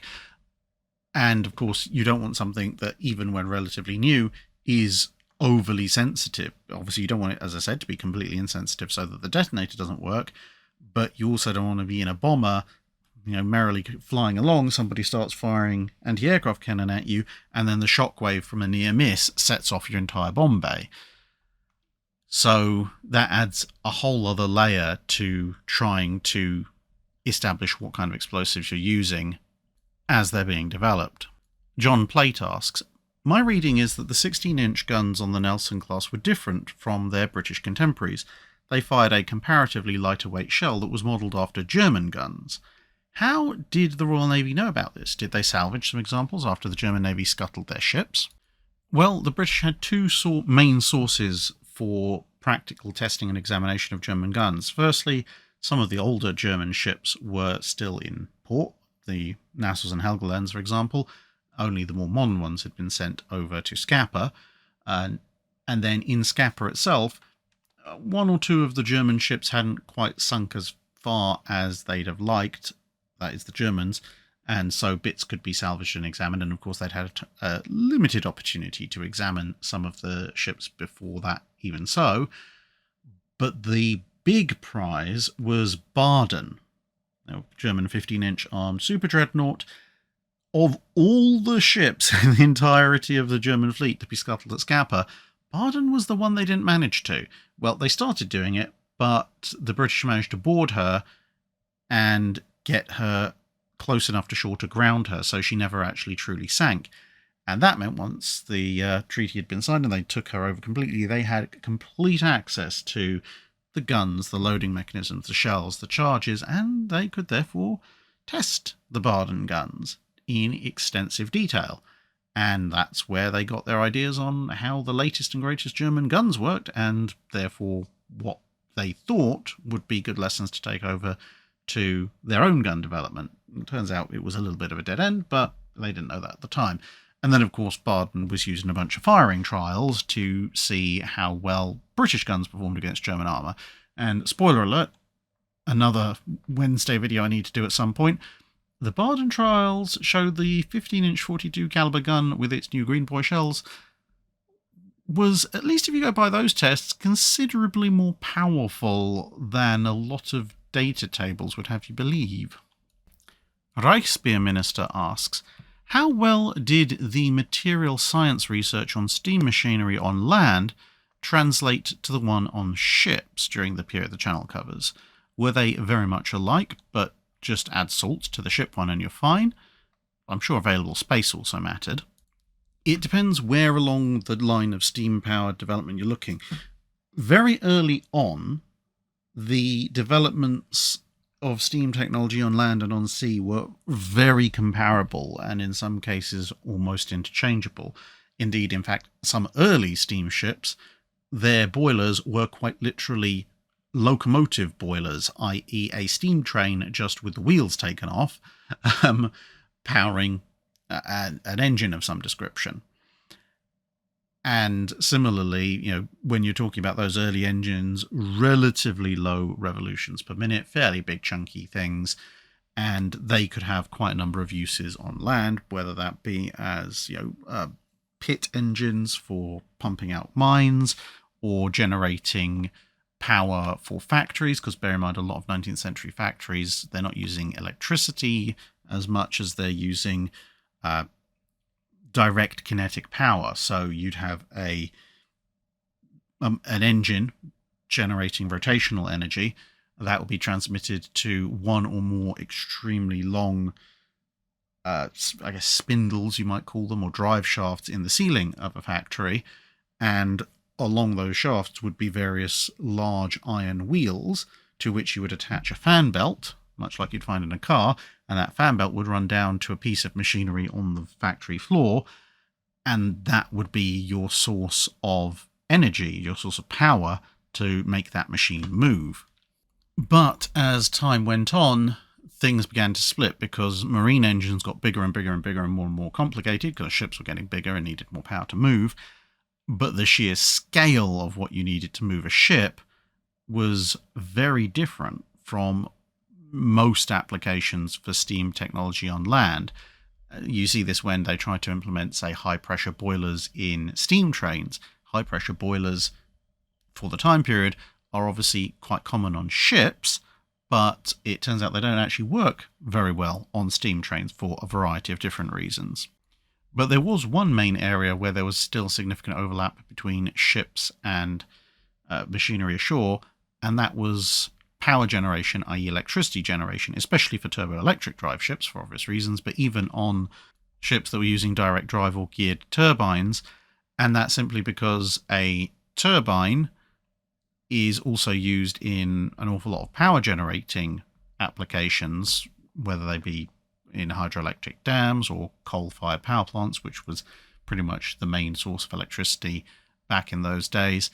You just need to hook up a generator instead of a propeller to the turbine, and you're dealing with similar orders of magnitude to power output. Of course, the slight difference is that with power generators, normally you tend to run them at a constant speed for very long periods of time, and any increase or decrease is flagged and is very smoothly handled. Whereas on ships, you can be going up and down the power levels considerably faster, so there was still a bit of divergence there in terms of the overall power and controllability requirements for ships compared to ashore power generators, but that's where the technology stayed the closest. Todd Webb asks, if in some alternate scenario the US decides, stuff it, we're going to finish Illinois and Kentucky and offer them for sale to Britain for 2 shillings and a cup of tea, what kind of names do you think they would have been given, and would one of them possibly be HMS President? Unfortunately, or perhaps fortunately for Anglo-American relations, probably not, because by that point President was a training installation and it would have been a whole load of administrative paperwork to get the name back. However, if for whatever reason, I don't know, maybe actually there's a scenario for you. If the Sovietsky Soyuz class had actually worked and the Russians were actually building them in any kind of significant numbers, so I mean, we are really talking about alternate history scenarios, almost magical fairyland scenarios here, but nevertheless. And the US Navy, I mean, it has fast battleships coming out of its ears, and they're keeping the Iowas around. Maybe they're also keeping the North Carolinas and South Dakotas around in that particular case, and then they're looking over the pond and going, poor Brits, they haven't completed the Lions, or they're not unlikely to, at which point, they've got Vanguard and the King George V, sure, but the Sovietsky Soyuz is a 16-inch gunship, so they're pretty hefty. Maybe Congress isn't going to give us enough money to have Illinois and Kentucky around as well. I don't really want to get rid of North Carolina and Washington this early, so sell them to the Brits. Yeah, and then someone's running them, and there's commonality of exchange. I mean, it's all very logical, and almost certainly wouldn't happen as a result, but let's say that's how they're going. While the HMS President probably isn't going to be chosen, the net result is that you're probably actually going to get a pair of really cool names without having to reach very far, because if all of this is arranged kind of mid to late war or immediately post-war, you've got either Lion and Temeraire still notionally having been laid down in the earlier scenarios or having just been broken up, but the Lion project as a whole is still going. So Lion and Temeraire have kind of been boxed away for names for the Lion class, although they're probably almost certainly not going to be a 6-strong class anymore. So they're not going to use Lion and Temeraire for these new ships. Most likely they might, but I think they would probably still hold them in abeyance in the hopes of completing at least 2 Lions to whatever revised design. But that then means you just shift down the list to what were the next 2 names for the second pair of Lions supposed to be, because those haven't been laid down yet. They've just been allocated as the next 2 Royal Navy battleships. So it's much, much easier to go, okay, well, we've got these 2 battleships. Those are now going to get their names. At which point you would get the Iowa class HMS Thunderer and HMS Conqueror, which I think are pretty damn cool names and fairly appropriate for a pair of socking great 45 to 50,000 ton fast battleships. Elliot W. James asks, at the end of the 19th century, you have the development of the torpedo cruiser. These seem to be more heavily armed, but slower than torpedo boats. Employment seems to have been part of the Jeu d'école with longer range and greater staying power, as leaders of the flotillas of torpedo boats. How does the torpedo cruiser fit in with the development of the destroyer, or as originally designated, the Torpedo Boat Destroyer? So initially the torpedo cruiser was kind of a logical extension of the torpedo boat. So the torpedo boat obviously being a small short-range fast attack craft, and someone went, well, okay, but if we stick a bunch of torpedo launchers on a cruiser, or at least a small cruiser hull, then, as pretty much as Elliot W. James said, they can go faster and further and deliver more torpedoes, which is all good. In practice, bearing in mind that you're talking about, the 1880s primarily, with the heyday of the torpedo cruiser, they aren't very large. So, whilst a few torpedo cruisers did carry a worrying number of torpedo launchers, the main feature of most torpedo cruisers wasn't necessarily the number of torpedo launchers they carried. It would most usually be 2 to 4, which isn't hugely more than the torpedo boats that were going with them, although a lot of torpedo boats might only have 1 or 2 launchers. The main thing that the torpedo cruisers offered, apart from range and seakeeping, was reloadability, because tiny, double-digit or low triple-digit ton torpedo boats, they might have 1 or 2 torpedoes aboard, but once they're fired, that's it, they're done. Whereas torpedo cruisers might carry a reload for each tube, or possibly more than 1 reload, if you're being really ambitious, but they're still not very big. There's 1,500 to 2,000 tons, about the same displacement as a World War II era destroyer, which obviously would carry a lot more torpedoes than these things, generally speaking. But the torpedo cruiser would also carry a wider range of relatively small caliber armament. So the torpedo cruiser wasn't really in a position to fight off even similarly sized cruisers, particularly because they would usually be carrying a somewhat heavier gun armament, at least in a straight-up gunfight. Their main role would be, if they did have to take on a peer or larger opponent, would be to use their torpedoes to do so, and the smaller guns would be very useful in obviously leading torpedo boats in an attack, because they would be useful at suppressing enemy torpedo boats back when 47 and 57 millimeter cannon were viable anti-torpedo boat weapons. So where they kind of fit in is roughly in the same block as where you would put the torpedo gunboat, which again, it was a kind of more for hunting torpedo boats, but also had torpedoes of its own, and was larger than the torpedo boats, although it was the torpedo gunboat was midway between a torpedo boat and a torpedo cruiser.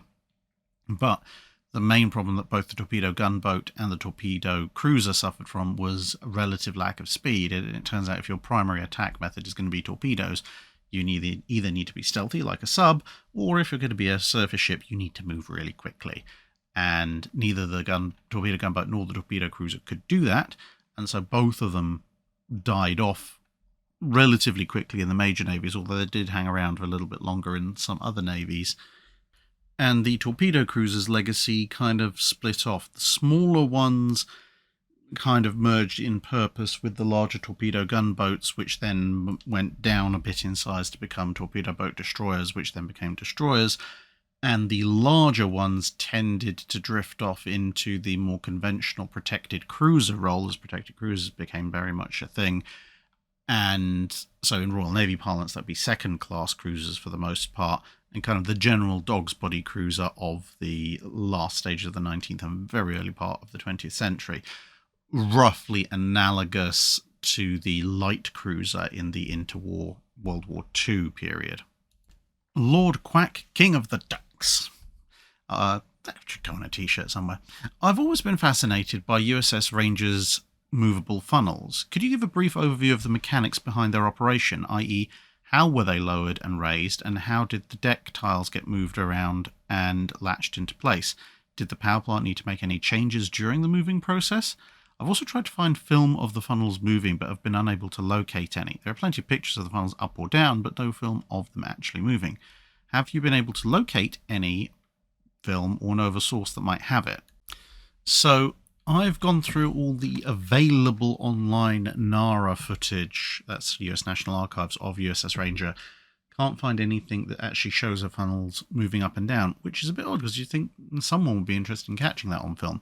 However, they do also have a bunch of footage of Ranger that is not yet digitized, so potentially some of that might show the stacks in motion. Now, as far as how they were lowered and raised, from the plans that I've seen and the way they're configured, what it appears to be is that the stacks themselves, or the funnels, they actually, for each individual funnel, it actually comes up out of the ship just forward of the most visible portion, and then it does a pair of 90-degree bends, and the joint for rotation is in between those two bends, which then obviously means if you've got a cylinder which is rotating that's pointing fore and aft, and the thing is then connected on a 90-degree bend to the stack, then that means as you rotate that, the stack goes up and down. And it appears that at that point, at that join, it's supported by a unit which also has a ring around it, and each stack is supported thus, which to me indicates that they have their own independent power supply there. So either an electrical motor, most likely, less likely some kind of independent petrol or diesel driven thing, but there's not going to be the power plant. The ship's power plant as a whole is supplying electricity to the ship. It's not going to need to ramp up the boilers, etc., to get those to move. The power requirements are, relatively speaking, minimal. So I'm 95% certain that built into that support mechanism is an electrical motor, which would then rotate the stack or the funnel at the base of the vertical element where it's joined on via the 90-degree turn to the non-moving part, and thus allowing it to be rotated either vertically or horizontally. The horizontal, as you can see here. The deck plates themselves you can see here in a still from one of the NARA bits of film footage. So this is on the starboard side looking aft from the bridge, and they are definitely hinged. And although I can't be 100% about it because I haven't found the exact plans, well, I found the plans for the flight deck and the hangar deck, but they're not detailed enough, the ones I've got, to show exactly the mechanism. But I think, especially if you look at the chamfer on the nearest one, I think that it's the funnels as they're coming up are also helping to lift the deck plates, because obviously the funnels are going to be at an angle at that point, and that would definitely explain this chamfer. So I think that they're just essentially manually lifted, which isn't a huge surprise. They're not that big in the grand scheme of things compared to the amount of power that would be moving the stacks around. But then their weight and any limit on how far they could rotate would keep them in place whilst the funnels are up. I did also find this rather interesting bit of footage. This is from very, very early in Ranger's service. I think actually this is pre-commissioning. And you can see from this fly past that they're actually testing the mechanisms. So there on the port side, you have the stacks down, and on the starboard side, the stacks are up. But if anybody has managed to get access to detailed plans of Ranger CV4 or detailed technical document describing the exact mechanism of their funnels working, please do let us know in the comments below, because I'm sure we'd all like to hear the precise details. RJ Blaine asks, my husband wants to know the following. In Drydock 303, you answered a question about raking bulkheads, and you talked about stiffness being a problem, like ships needing the ability to flex. Can you go into more detail on how an area of a ship being too stiff could be an issue? In other videos, you've mentioned the big US frigates were quite stiff, and this improved sailing. Okay, so this is relatively complex engineering. I'll try and simplify it. So if I sound like I'm being a little bit too patronizing and oversimplistic, I do apologize. I do not mean to be. I'm just trying to translate it down from engineer speak in my head to something the general audience will understand. So when it comes to stiffness and why this issue of a potential anti-raking bulkhead could be a problem, a ship, any ship, moves, as in not just moves forward, but when it's on the waves, it twists and bucks and yaws, and the structure bends, essentially. especially with waves coming past the ship, because the ship, it could be hogging or it could be sagging. It happens with steel ships, it happens with iron ships, and it happens a lot with wooden ships. Now, when that happens, it's not necessarily a bad thing. You do want a small degree of flexibility in your ship, and that's because if your ship does bend to a certain degree, then that means that as long as it's only undergoing elastic deformation, so the bend is something the ship can then return back to normal from, as opposed to plastic deformation, which is a permanent deformation, which is bad, then it means some of the energy that's being imparted to the ship by the sea is being dissipated just in putting force into bending the material, whatever it is, in this case wood. And that means that what's remaining exerting force trying to break the ship is reduced. So this is good. And also, if the ship is bending, it means that that force is distributed throughout the length of the hull that is flexing. Now, obviously, you don't want that to be too much, but you can see the benefits of it. So, for example, if you consider some relatively common household stuff, like a strand of spaghetti pasta before it is cooked. So that's fairly stiff. You can bend it to a certain point, but not too much before it snaps, usually. I mean, if you get really thin stuff, then that's a completely different issue. But you get the general idea. I mean, you could use a glass rod, but they're not particularly common. Or pencil. You know, pencils, they don't bend all that much. They're wooden, but they have a graphite core.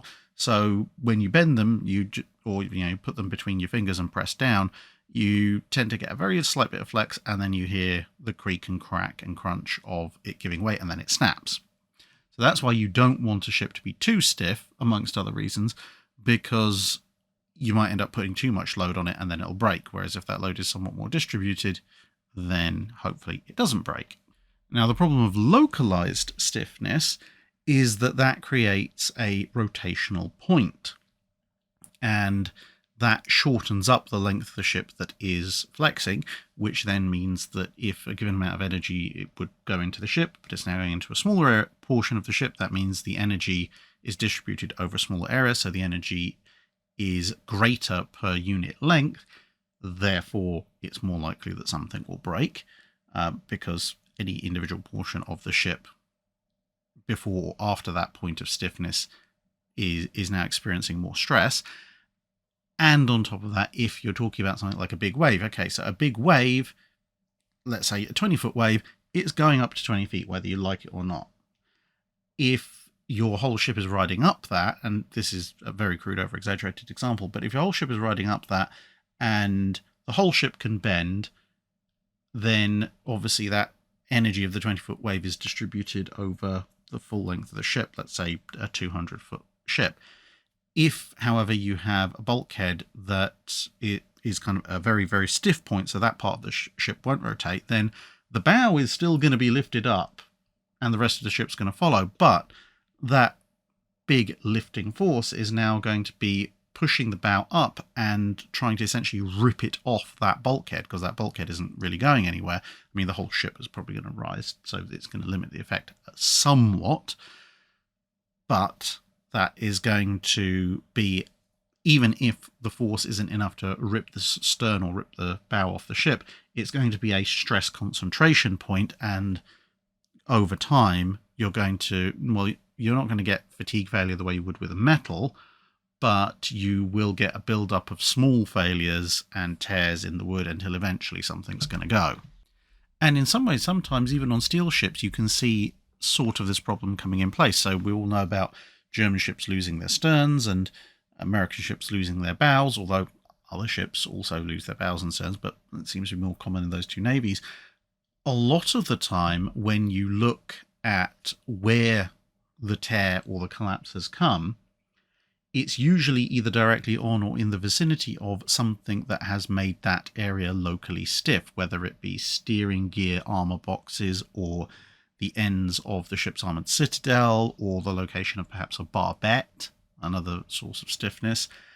And essentially that's concentrated the stress of the torpedo explosion that's, pushing or lifting that portion of the ship, and meant that it tears at that point rather than the whole thing, distorting. You can kind of see a distortion effect happening when you look at any modern torpedo test. I mean, it's destructive and usually kills the ship, but you can see when the whole hull is able to absorb an explosion, it will bend rather than rip, unless the explosion force is far too large. And another example would actually be Prince of Wales, where the big quadruple turret aft, when she got hit off by torpedoes, acted as an inflexible point, an inflexible stiff point, which meant that the energy that the torpedo imparted whipped the remaining bit of the stern around considerably more violently and thus caused considerably more breaches than a smaller turret and barbette setup might have done, which might have allowed some of that to transmit further down the ship and thus not only distribute the energy, but also the individual portions of the ship that whip one way or another or twist would go somewhat less, because if the displacement is, let's say, 10 feet, if you displace 10 feet over a 40-foot length of the ship, that means each foot of the ship has to displace by a quarter of a foot or 3 inches. Whereas if you displace it over 80 feet of length, then for the whole thing to displace the same 10 feet, now, the ship only, each 1 foot of the ship only has to displace, instead of a quarter, now 1/8 of an inch, which is a lot less to ask from it. And so similarly with a ship of the line, if the whole thing is shifting around and twisting, then if you have these 2 big thick bulkheads massively improving the stiffness in those 2 particular points, you're potentially going to get a lot of structural failure around those points and elsewhere in the ship because of all the reasons I just mentioned. So hopefully that makes some sense. I've tried to strike a balance between simplifying the engineering and not making it too simple. But when it comes to the big US frigates, this is kind of the balance. You don't want things to be too stiff. We're talking engineering stiffness as opposed to rolling stiffness. But if they are somewhat stiff, then, if they flex a little bit, enough to stay intact but no more, then that means they're losing less of their energy to bending, and it also means that the hull form is changing less, especially hogging but also sagging, which either one ends up with more underwater surface area and greater area presented from a forward profile, which increases drag. So less flexing, less drag, better sailing. So it's always something of a balancing act in terms of, do you want your ship to flex? Yes, but not too much. And where along that spectrum it goes can dictate how good it is at coping with the seas. Greg Germain asks, with the advent of angled deck carriers, doesn't this mean that all landings are crosswind landings? And did it also mean that the design speed of the carrier had to account for the lesser wind over deck in case of a go-around? Not really, because for one thing, the actual offset angle, as you can see here with the various refits of the Essex class, although obviously it is a little bit more severe on some other more modern carriers, the offset angle generally isn't too bad. So if you were landing at a regular fixed runway on land and someone said, oh, the wind's coming in from 4, 5, 10 degrees off to put your left or right, obviously in naval terms port or starboard, that's still pretty much a headwind landing. There'll be a tiny bit of side slip, but it's not a huge deal.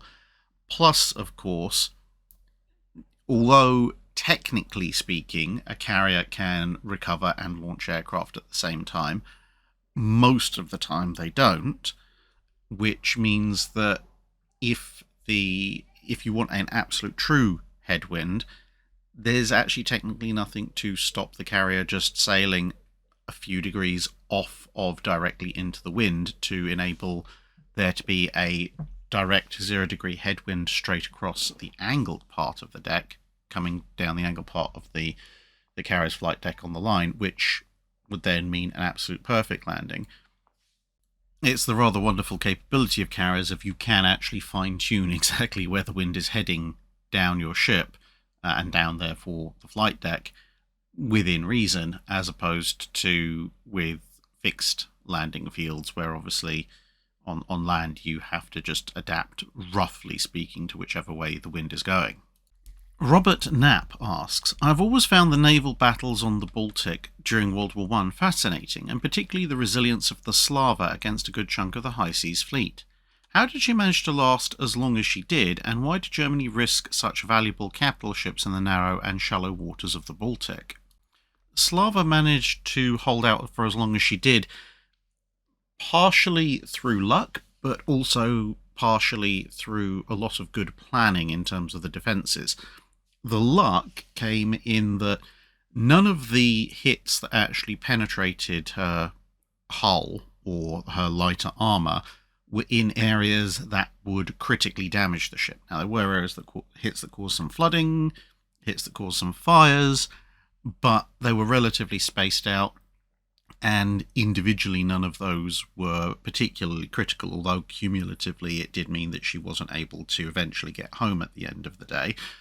And at the extreme distance that she was engaging for a pre-dreadnought, and actually even for a dreadnought of World War I, her belt armour proved capable of resisting German dreadnought shell fire, even though she's actually substantially less well protected than a British battle cruiser of the splendid Cat generation, the 13.5-inch ships, which does lend some rather interesting data to the idea of the Jutland run to the south if BT had maintained the range rather than closing down.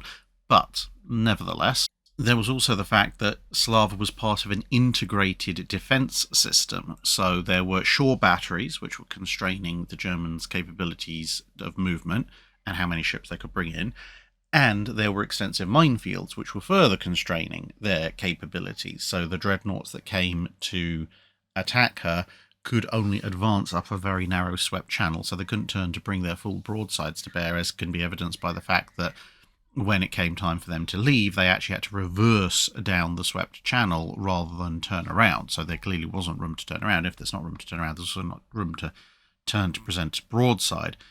As for why the Germans were risking full-on dreadnoughts and battle cruisers in this operation, well, it was a fairly significant operation, all things considered, and while the High Seas Fleet wasn't completely idle after Jutland, it also wasn't doing a huge amount, so if you've got all these expensive ships and you happen to need a bunch of naval support for this very key operation that you're trying to carry out, well, you've got the Kiel Canal, you can transit a bunch of them over, and so they did. Although, to be noted is the fact that initially the Germans, conscious of trying to preserve their dreadnoughts and battle cruisers, started off using pre-dreadnoughts, but the pre-dreadnoughts that the Germans put forward didn't have the firepower or the durability to accomplish what was necessary, and so the Germans said, okay, well, if that's not going to work, we're going to move in some dreadnoughts because they have more firepower and more durability, and hopefully they will accomplish what we need. And even then, they were being very, very twitchy about potential damage, because remember, Slava didn't inflict any significant damage on the German dreadnoughts in exchange, but when Moltke got torpedoed, the Germans almost immediately withdrew all of their expensive, precious capital ships, because it's all well and good to exploit the overmatch right up until it's not quite so much of an overmatch anymore. PS2 Turtle asks, Hi Drac, throughout many of the videos you've mentioned the usage of die packs to spot the fall of shot, but I've always wondered how die packs would be added to salvos. Were there special shells, or was it literally just a die pack, or something different entirely? There wasn't anything particularly special or different about the shells equipped with die packs other than the fact they made a fancy colour when they exploded.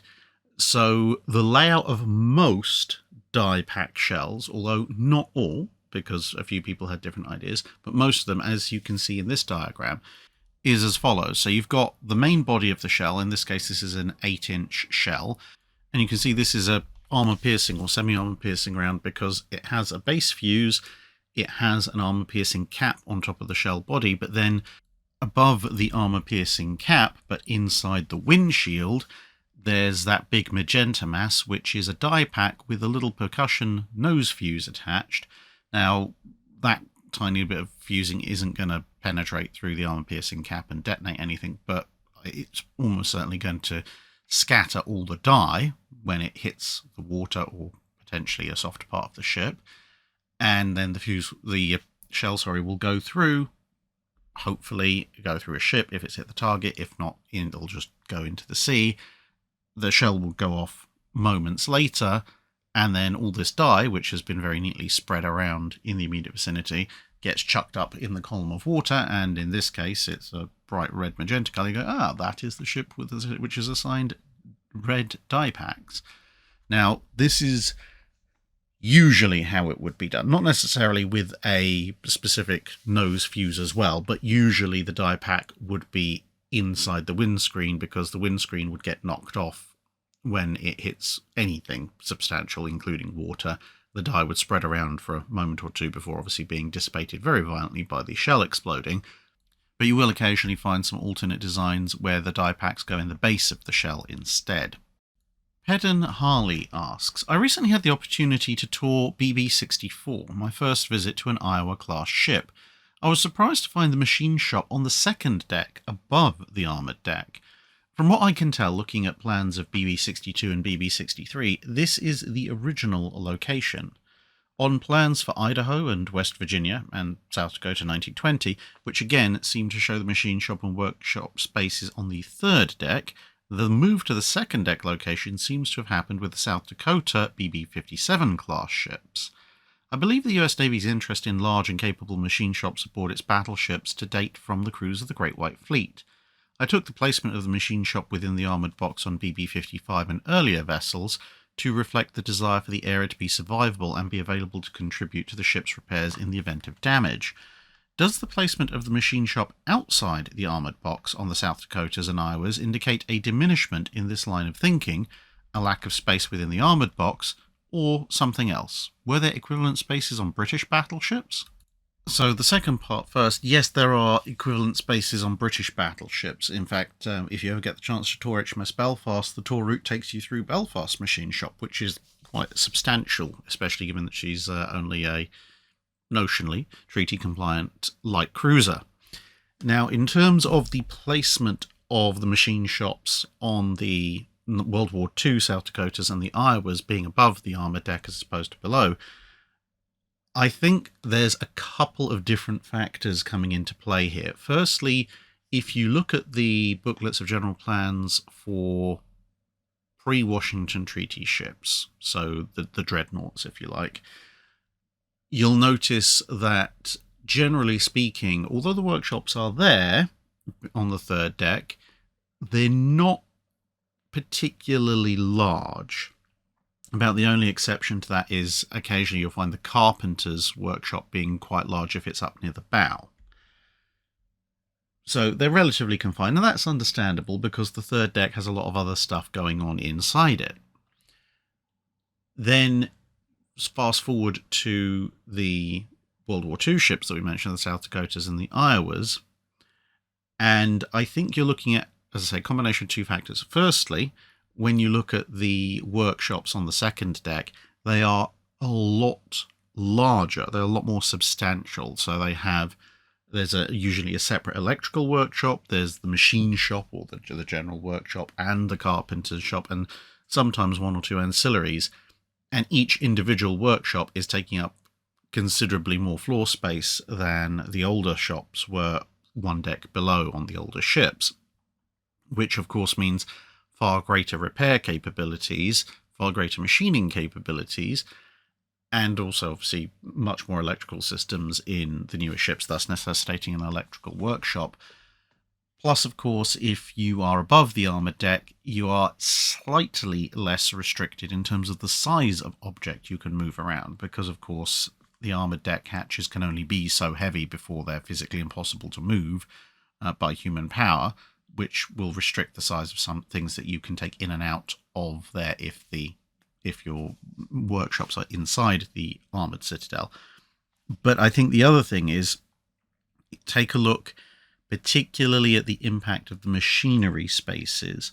If you look on the third deck plans of Arizona, New Mexico, or a Colorado class ship, whilst the machinery spaces do intrude into the third deck, they don't take up a massive amount of it. They're substantial, but not a majority.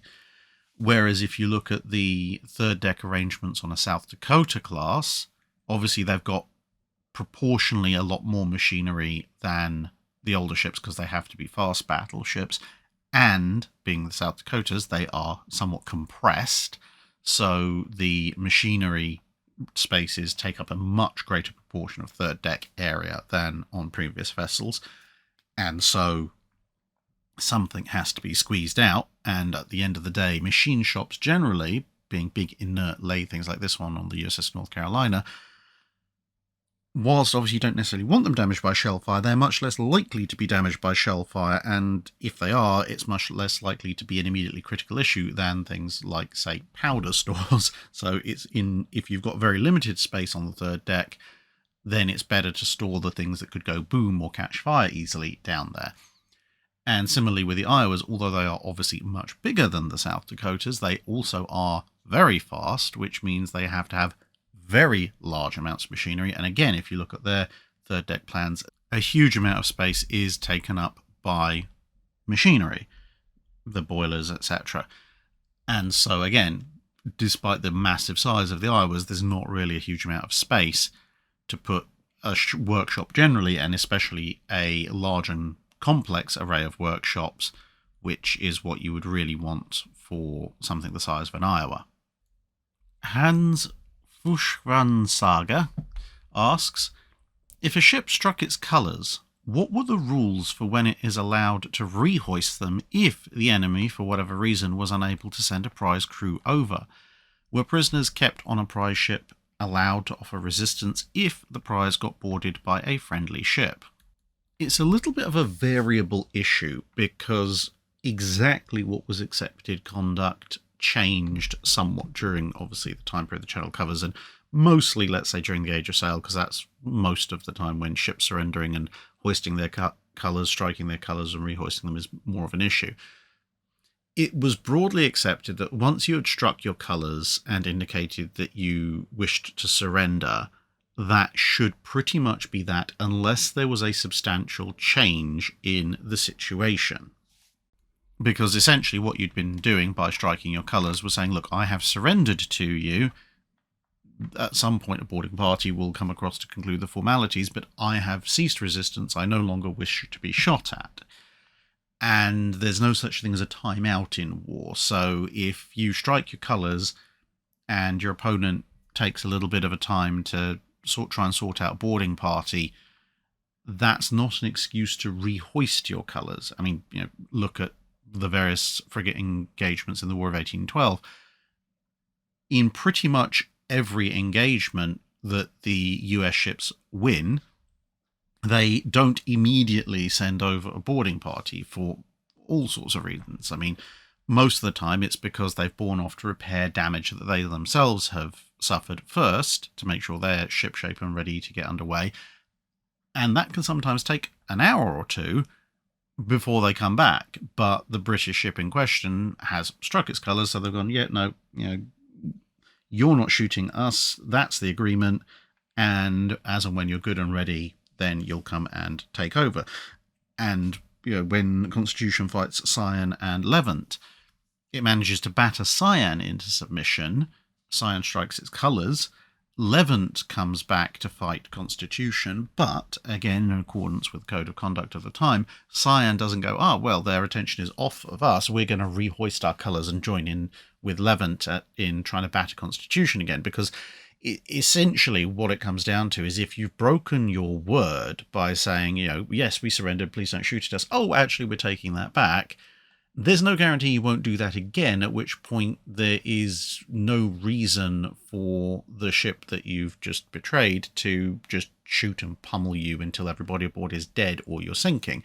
Because if you surrender again, well, why should anyone take you seriously at that point? And everyone kind of collectively understood this, that any one person who undermined the notion of how ships should and shouldn't behave when they had surrendered potentially was putting the lives of every other ship, at least in their navy, if not across the face of whatever conflict was being fought, at risk, because the side being surrendered to might then decide actually essentially summary executions for everyone to be on the safe side.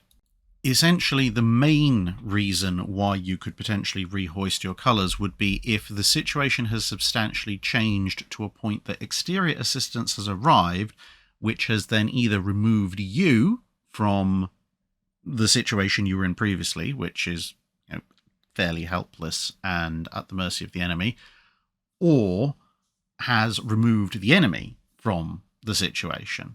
So, sort of examples of that would be when Santissima Trinidad strikes her colours, not at Trafalgar, but in an earlier engagement.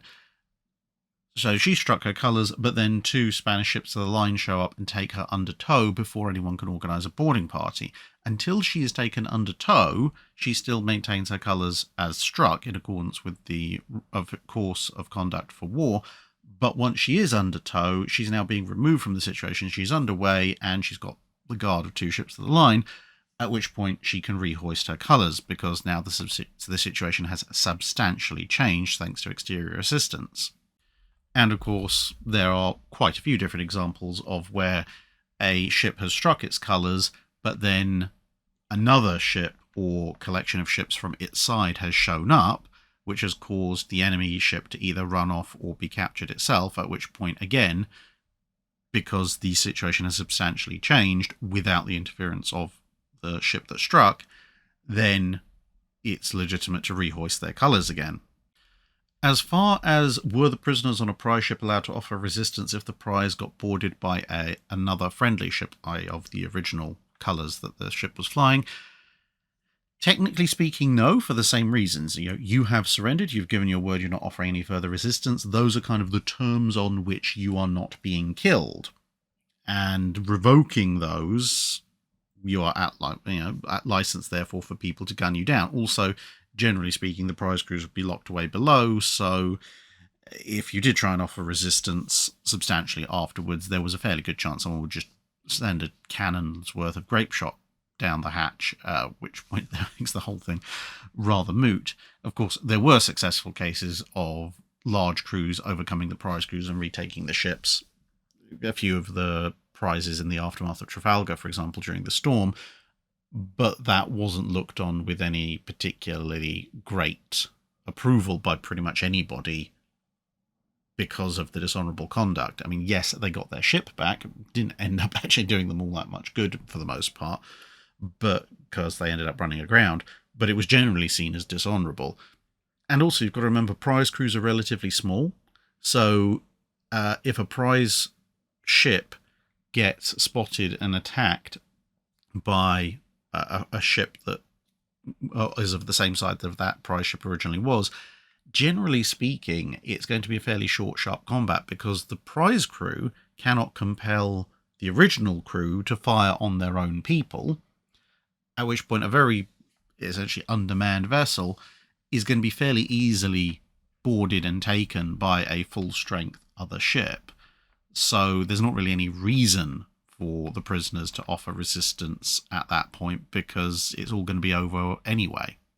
A lot of the rules of how prize ships operate in the Age of Sail are actually kind of almost direct outgrowths of the medieval feudal surrender and parole and ransom system. So if you look at how knights were treated if they surrendered in battle, and what could and couldn't, break that, you get a pretty good idea, roughly speaking, of how it also worked for ships.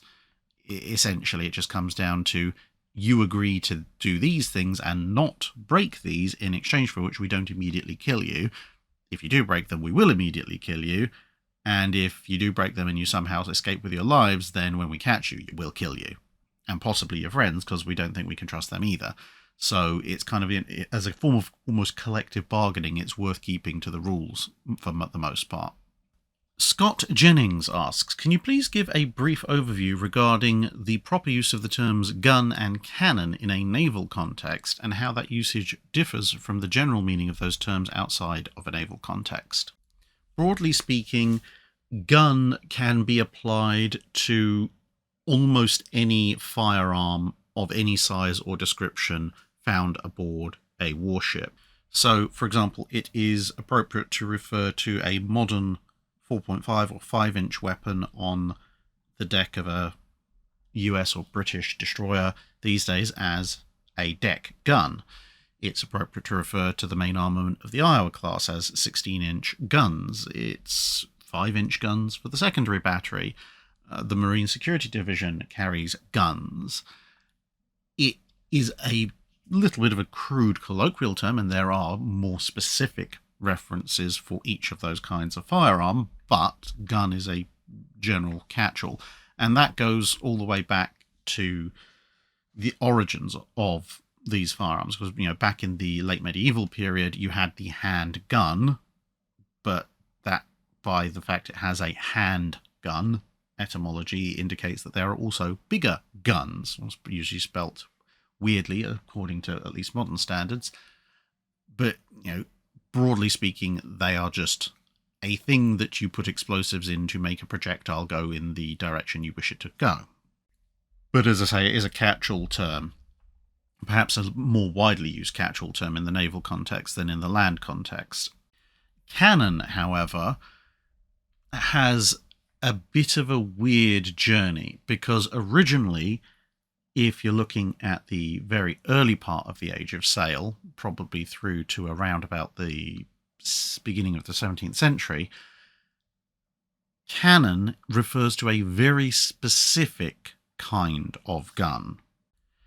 More specifically, it's one of the larger types of naval artillery, but it's usually a larger board, slightly shorter range, more for, at least in their context, their understanding of how the world worked, a smashing weapon, as opposed to the usually slightly smaller bore, longer, higher velocity and longer range culverin.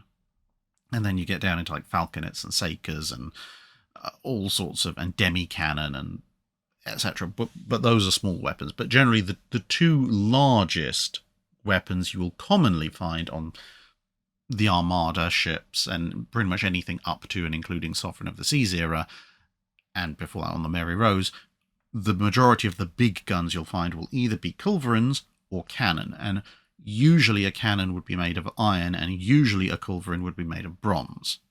But that's not a absolutely 100% rule, but it's like a 95-98% rule. But as the use of bronze guns began to fall out of fashion and the use of mass-manufactured iron guns came into fashion, then cannon just came to mean a ship's heavy artillery, and that could be anything from a 6-pounder to a 9-pounder to 12, 18, 24, 32, or even 42-pounder in British service, and then obviously different shot weights, etc., in other nations' service. But it still had a somewhat confined meaning. So a ship's swivel guns, the anti-personnel weapons, or the muskets carried by the Marines, these were not cannon. A cannon had to be a fairly substantial piece of artillery on a carriage. And similarly, a carronade was not a cannon, because a carronade was a shorter barrel, lighter weight weapon, whereas a cannon was proportionally for the time period a relatively long barrel weapon. And likewise, a mortar was not a cannon, because a mortar was a very short barrel weapon that was pointed upwards and fired in a big arc, whereas a cannon was generally pointed either directly at or just above your enemy. But in the 19th century, as you have carronades becoming more common, and then you have shell guns, and so on and so forth, you start to see the usage of the word cannon slip away from a specific defined context, and it becomes a little bit more colloquial and old school.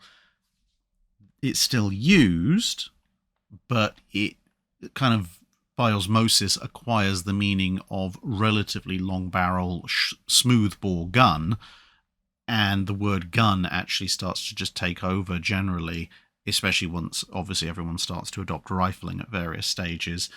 So although the word cannon, at least in the English language, by the end of the 19th, beginning of the 20th century, it now sounds a little bit old school. If you say, well, dreadnoughts armed with 10, 12-inch cannons, very technically speaking, if you ignore the later association with being specifically smoothbore, it's kind of correct, but also not. So 12-inch rifles or 12-inch guns tend to be the English usage. However, it should be borne in mind that cannon, or derivatives thereof, in foreign languages actually directly has the meaning of gun. And so if you look at German or Italian or a number of other languages in the early 20th century, you'll see canona or cannoni or various variations thereof still in very active use, and that is absolutely correct, because in those languages it literally means a naval gun, or a gun in general. Fecklers, Fickle, Fictile, Fettler, fourth finest Fettler, Fecklerer forged for foreign fictile fettling forays asks, can you talk a bit about the Seeteufel, aka the U-Panzer? I have not seen much information about it. Yes.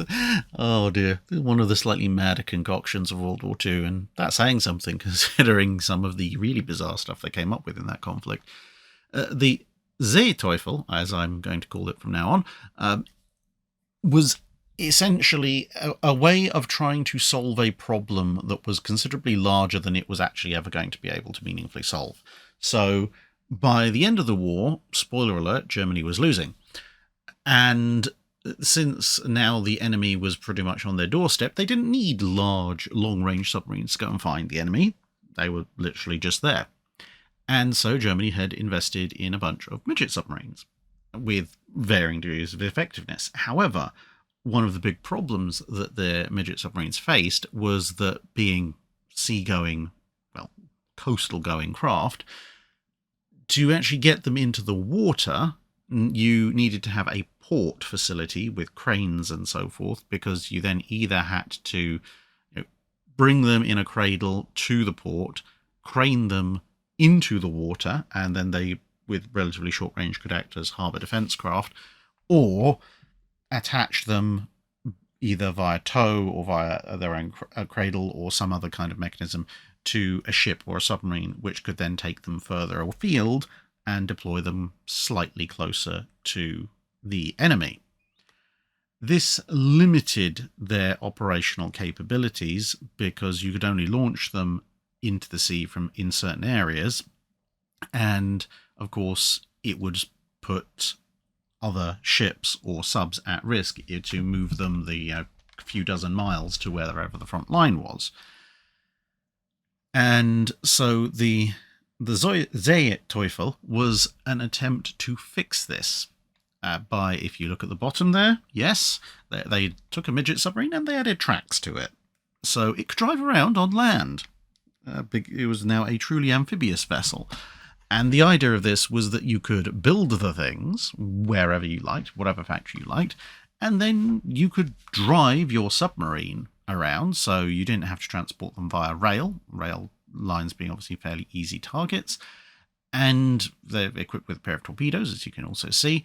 And the idea was, okay, well, we're just going to take our little midget sub on tracks, and because we have tracks, we can then drive to pretty much any beach that the tracks can handle and drive off into the sea. And at some point, we will get deep enough that the tracks will no longer be able to adhere to the seabed, at which point the propellers can take over and we can motor our way happily out.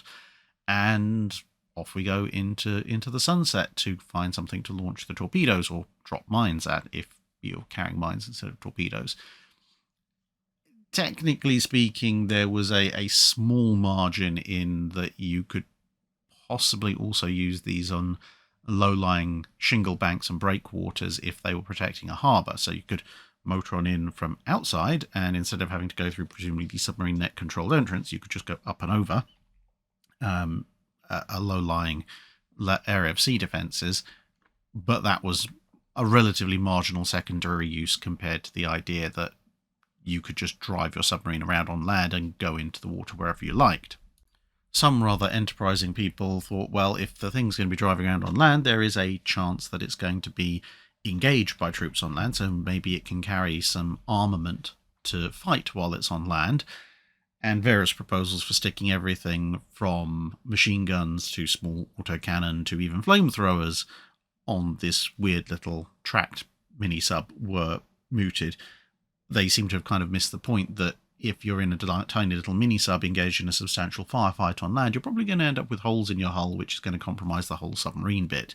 Also, you've got a pair of torpedoes strapped to the side of you, so I don't think you're going to be winning that fight, because those are some fairly obvious targets, which, flammability is probably the least worst thing that could happen to you.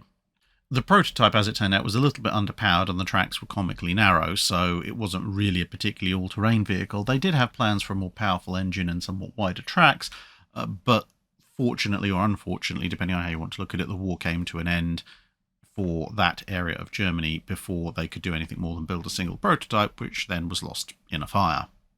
Connor Johnson asks, does pine make for good shipbuilding material? It grows quickly, tall and straight, so on the surface it seems quite useful for masts and perhaps longer planking, or is it too soft due to its fast-growing nature?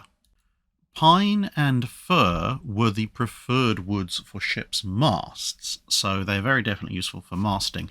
Apart from anything, as a softwood, it's relatively speaking flexible and relatively speaking lightweight, both of which are of great use when you're making masts, although as fir trees as well were used for mast timber.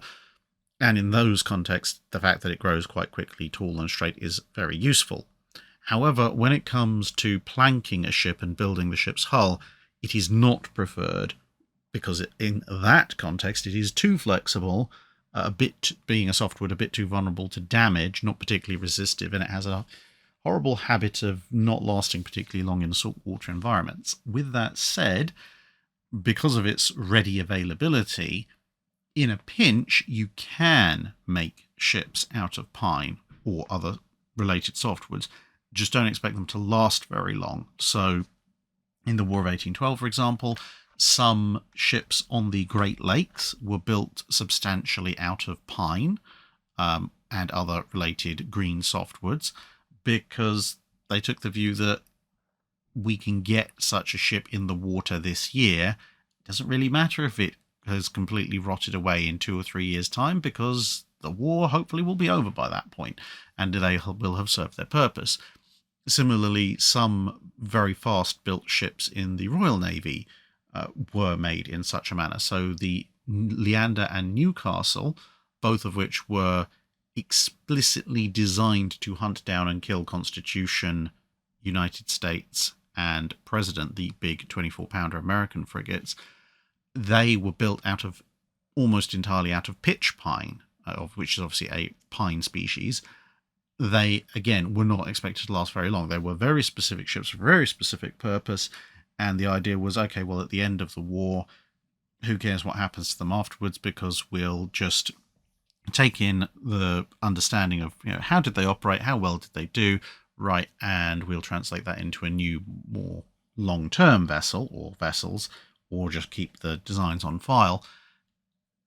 As it turned out, actually, Leander and Newcastle lasted a bit longer than people thought they were going to, although they were both gone within the space of a handful of decades, and mostly didn't actually get up to too much after the War of 1812, whereas obviously ships built out of seasoned hardwood could last 100 years or more.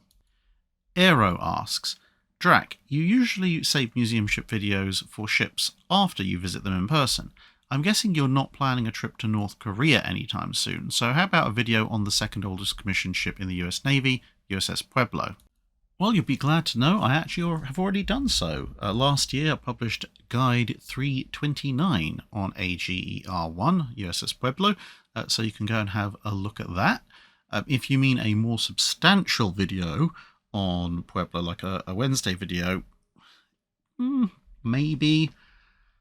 It would. The problem is it would involve getting an awful lot into the political situation surrounding the Korean War, and you know what I feel about getting involved in the political situations generally. And yeah, I am not planning a trip to North Korea anytime soon, because can you imagine? Extremely sarcastic British guy visits North Korea is almost immediately executed for having backhandedly insulted practically everything he's seen since landing. Yeah, that's not going to go very well. And if by some magical technique I somehow manage to survive, maybe they're so confused as to what to execute me for, I actually get on the flight before they've run up the full list of charges, I somehow think willingly visiting North Korea might just compromise my ability to visit some other places. Emily asks, have you watched Alternate History Hub's video about what if Napoleon invaded Britain? I'm sure you'll have a lot to talk about his idea about how the French could win Trafalgar, but even if this absolute nightmare situation for the British happened, would the Royal Navy act as he presented? They felt rather incompetent compared to what I'd expected them to do going into that video. Yeah, so I got part way through. I got up to about 16, 17 minutes in. There's a lot of problems. Firstly, I mean, yes, you can in some way hypothetically come up with the way that Britain loses Trafalgar, but the French actually forming a vaguely coherent line along with the Spanish isn't going to cut it, because, yeah, realistically, yes, the Franco-Spanish line was a bit spread out and lackluster, but the whole point that's made in the hypothetical British losing Trafalgar is, well, if everybody can now fire on you as you come in to try and break their line, that happened anyway. You know, look at the Franco-Spanish line. Adding one or two additional ships into that mix, given the slow rate of fire and the horrific inaccuracy imposed on them by travelling slowly with the wave action actually making them roll quite heavily, it's not going to change anything. But, you know, hand wave aside, maybe that, you know, that particular choice of tactics isn't brilliant to try and win Trafalgar, but let's say somehow the Franco-Spanish fleet have won Trafalgar and Nelson has died. Okay, fine. The British have a lot more ships. Bearing in mind they have the Channel Fleet, they have the forces that are blockading the western coast of France, which those blockading forces with a bit of reinforcement from the Channel Fleet had fought that whole battle under Admiral Calder against Villeneuve a little bit before Trafalgar. Britain still has a substantial battle fleet. Yes, if a chunk of their ships are lost at Trafalgar, that's not good. There's still a huge amount of other vessels around. Now, going forward into some of the other bits, the hypothetical invasion of Ireland, the French had already tried that in 1796. The weather killed almost everybody involved, and that's also how you got the Droit de l'Homme versus Indefatigable and Amazon engagement later on. She was one of the troop-carrying ships of the line caught in heavy weather and then pummeled into submission by the two frigates. The thing is, if the French launch a big invasion force, well, the British still have enough ships to monitor the French ports. They're going to see that building up. They're going to know it's coming. And 9 times out of 10, they're going to just intercept it as it sails, bearing in mind that if you're carrying the kind of levels of troops that that the video is talking about, you're either looking at lots of transport ships, which are slow and incredibly vulnerable and have to be escorted, or you're using a substantial amount of your ships of the line, but packed full of troops, which is going to massively impair their gunfighting capabilities. So either way, it's relatively easy to intercept, and if you are sailing from west or northwestern France for Ireland, you need a wind coming from the east or the southeast or the south in order to make that journey easily, which is also the same kind of wind that British ships in the Channel will need to go and intercept you if, for whatever reason, the blockading forces don't manage to. So assuming that the wind and the weather don't kill the troop convoy the way that they did before, then the Royal Navy almost certainly will. Then, okay, moving on from that, even assuming that that somehow goes fine, we've got other problems. So the whole strategy then for the invasion of the UK relies on having substantial portions of the Royal Navy in the Irish Sea to try and prevent the French from crossing from Ireland into the mainland Britain. leaving aside the whole Irish land campaign elements, the fact is that to do that, the British can do that. Again, they have a lot of ships, even losing a dozen third rates, second rates, first rates, a mixture of ships that were at Trafalgar. The British can and will replace those ships, and it doesn't substantially impact the overall numbers of the Royal Navy. And the kind of ships you would generally have patrolling in the Irish Sea against the possibility of French troop transports and so forth are going to be frigates and maybe the odd 64 gunner, not substantial portions of the Royal Navy's battle fleet, because remember, you've still got the Royal Navy blockading the coast of France. That hasn't changed, and so they're going to know where the French ships are. So if you have a substantial force of French capital ships somehow having magically transported themselves to Boulogne, presumably having the world's best dodge rolls when it comes to breaking out of other ports, assuming the British don't do something Copenhagen-like to the build-up of invasion forces there anyway, you can absolutely guarantee they are going to have pretty much the entirety of the Channel Fleet in capital ships waiting off Boulogne. They're not going to be swanning off around the Irish Sea, because they're going to know where the French are, and they're going to be waiting for them. So the minute the French set foot outside Boulogne, they're going to be mobbed by every British ship in the English Channel. So, yeah, the idea of the French getting a free crossing and then somehow, later being mauled by ships once they've landed, that's not really realistic. But again, even hand-waving that aside, if you've got a French landing force, French troop transports, etc., landing at Eastbourne, of all places, even if the British are somehow magically late to the party, they are almost certainly going to outnumber the French ships, because, one, it's relatively unlikely you can actually get a substantial force to Boulogne without all the little penny packets constantly being intercepted from elsewhere. But also, remember, shortly thereafter, they've got another massive French fleet and convoy heading out from further east, heading up towards Yarmouth. So it's definitely not the full force of the French fleet, but the British will be deploying the full force of every ship they can muster from Portsmouth, Plymouth, Medway, etc., etc., etc. So it's not a case of, oh, we'll hold them off and then retreat. It's a case of you're bottled in against the English coast and you are going to be pummeled until you cry uncle or die, following which we're going to shoot everything in range, that's still on the beaches, because presumably this is while the landing's going on.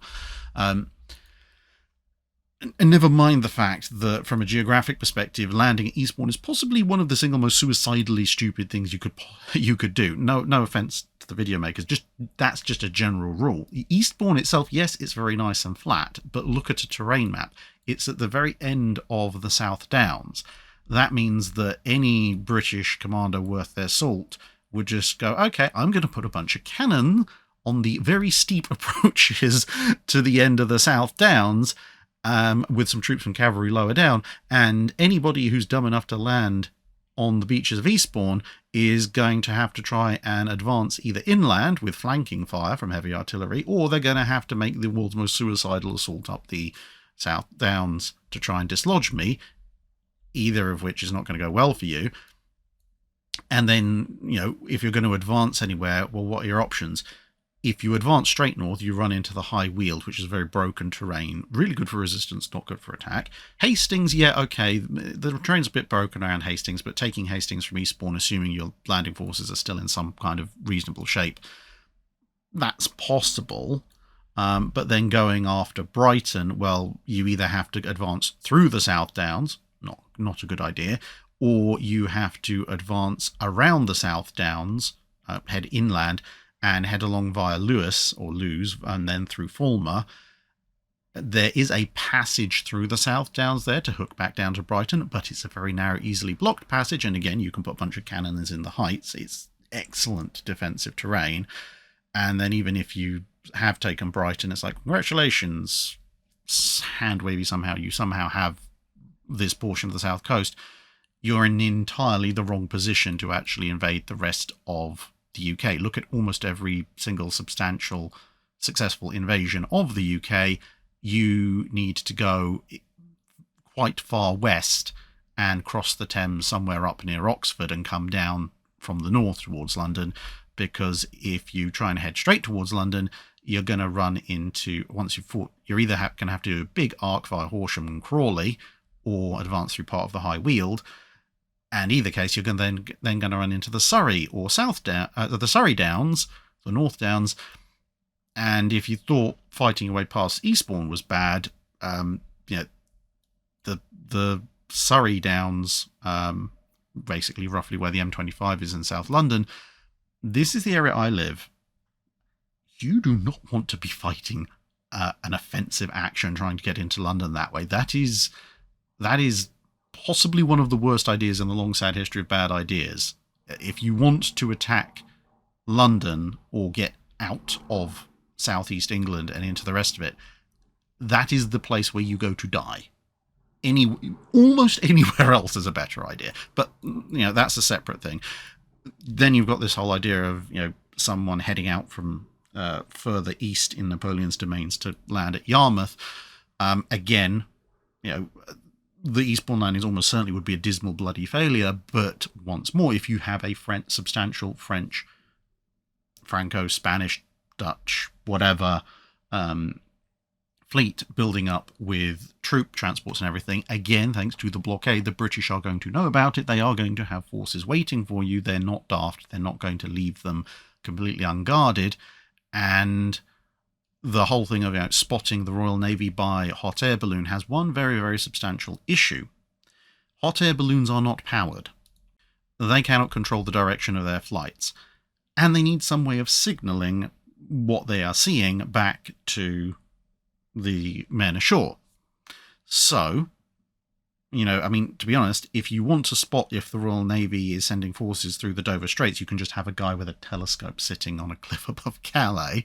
But if you want to spot the Royal Navy anywhere else and you're using hot air balloons, they need to be blown out across the Channel and the North Sea, which requires a vaguely speaking wind coming from the south heading north. Okay, fine. But that's also a wind that would run contrary to the Royal Navy actually heading south. And if the Royal Navy is heading south, then you want a wind coming from the north. And if the wind is coming from the north, that's going to blow the balloons back over mainland France, so you're not going to see the Royal Navy coming. And if you've somehow magically guessed everything and you've been blown north with a northerly wind, and then the wind shifts south and the Royal Navy begins to sail, well, great, now you are over the North Sea or the English Channel. How are you going to tell everybody? By the time the wind blows you back across mainland France or close enough to the French coast that you can actually tell anyone what you've seen, it's probably far too late. Plus, of course, if the Royal Navy is sailing south with a wind that's heading in roughly that direction, that wind is going to pin any forces that you have on presumably the Dutch coast into harbour, and they won't be able to get out to sail to Yarmouth. You have to wait for winds coming from the southeast or the east to do that. Which again, if your balloons are out there in a southeast or easterly wind, they're just going to get blown over the UK, and that's going to end badly for them. So, without commenting any further on the land campaign, because as I say, outside of southeast England, which I know very, very well, I'm not really a land-based warfare historian, but yes, the Royal Navy is acting extremely out of character. Unfortunately, they seem to have completely forgotten about the blockading and monitoring forces, and actually the substantial balance of shipping as it stood in 1805 and thereafter with the Royal Navy versus the French and the Franco-Spanish alliance. Now, is it possible in the face of a British loss at Trafalgar to somehow engineer a French invasion of England? Theoretically, yes, this is possible to construct, but it would be a very, very different scenario to the one in that video, I'm afraid. Dave Collier asks, I recently visited the wonderful museum ship SS Great Britain, which is in Bristol in the UK. I noticed she is flying a white ensign, which is only allowed to be flown by commissioned Royal Navy vessels and boats of the Royal Yacht Club. As SS Great Britain has never been commissioned into the Royal Navy, why did the museum choose to have the ship flying the white ensign in the first place? Do they now have special permission to fly it, or have they found some clever loophole? So it comes down to essentially this picture, amongst others. So this is SS Great Britain at her launch. And if you notice, at her stern, amongst, well, she's got all these other flags up top, Union Jack at the front, but at her stern, she has a white ensign. Now, the reason for this is that at the time that she was launched, controls over what precise form of British flag you flew were far looser. The Royal Navy was still operating under the red, white, and blue ensigns, a legacy of the very early age of sail. And whilst it wasn't absolutely common practice, quite a number of merchant vessels, especially the more important ones and the bigger, more prestigious ones, did tend to fly, at least at times, some kind of ensign as opposed to just the general British flag. And there was quite a substantial presence of royalty at the event, and so it was felt, it seems to have been appropriate to fly some form of British ensign in addition to the Union Jack. They chose the white ensign, and that was kind of that. Now, a little bit after the launch of SS Great Britain, a few years down the line, was when you got various acts of parliament and so forth that decided, okay, we're going to have the Royal Navy standardise around the white ensign, and then obviously later on the Merchant Navy standardises around the red ensign, and Royal Navy auxiliaries standardise around the blue ensign, and so on and so forth. But all those laws and regulations post-date this event. And so the SS Great Britain, as a museum, have decided that since they're essentially presenting Great Britain in this style that she was, or as close to as they can get, for when she was initially in service, and in the immediate aftermath of her launch, for historical accuracy, they are flying a white ensign because that's what she was flying at the time. So yes, SS Great Britain has not been commissioned into the Royal Navy, but as a historically accurate recreation, she can do this for pretty much the same reason as, for example, if you're at the Battle of Tewkesbury, you might have seen me and Matt Easton and a few others, Zach Evans, walloping people with various bits and pieces, but you'll notice that, of course, you have royal standards and royal coats of arms on the various surcoats of the various people playing people like the Duke of Somerset, the Prince of Wales, the King, the Duke of Gloucester, etc. And of course, none of them are royalty, the actual royalty, although I would give good money to strap someone like Prince William in plate armour and have him running around the field. I think King Charles is probably a little bit past that these days. But because that is what the characters were historically wearing on that battlefield, because they were the then royalty and they are being portrayed, they can wear it without getting into all sorts of trouble. Telemonian Dan asks, during the attack on Pearl Harbor, Flight Commander Fushida famously had to fire his flare gun twice, inadvertently signalling the level and dive bombers to attack immediately, rather than wait for the torpedo bombers to make their runs. My question is this. With so much on the line, why did the Japanese pilots use flare pistols for such crucial signals? Wouldn't a brief radio message have been more reliable, especially since the signal in question was supposed to warn the pilots if total surprise hadn't been achieved, at which point the risk of direction finding or interception becomes a little bit moot? Did the Japanese aircraft not have functioning radio receivers or transmitters, or was there some doctrinal reason for this seemingly odd choice?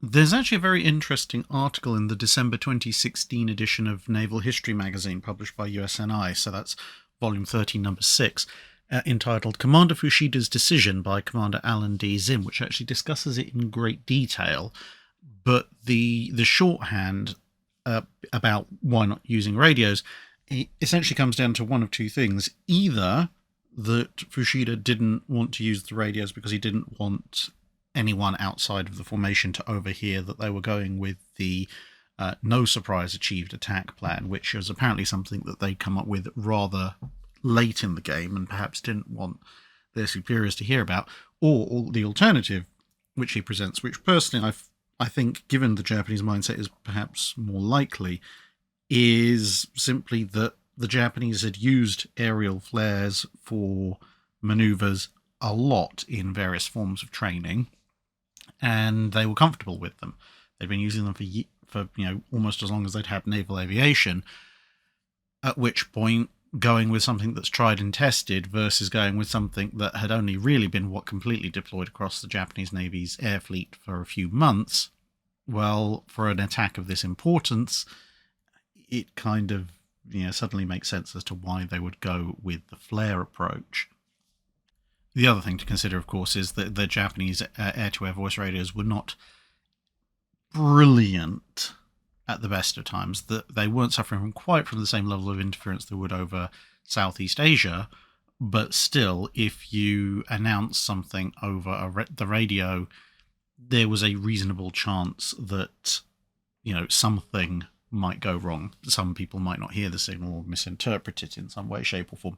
And of course, all of this was given while the bombers were still some distance away from Pearl Harbor. So even if they were enacting the no surprise plan in an alternate timeline where they had actually been spotted, which it could have happened, it didn't in this case, but let's say that for whatever reason it did, a radio transmission burst in Japanese instantly alerts every single US military presence who happens to have a radio that's tuned to the right frequency that something is very, very wrong. Whereas if you've been discovered, so no surprise, it doesn't strictly mean you have absolutely no surprise, because just because someone has spotted you, let's say you get jumped by a US Navy fighter, that US Navy fighter then has to relay what he's seen to his command and control people.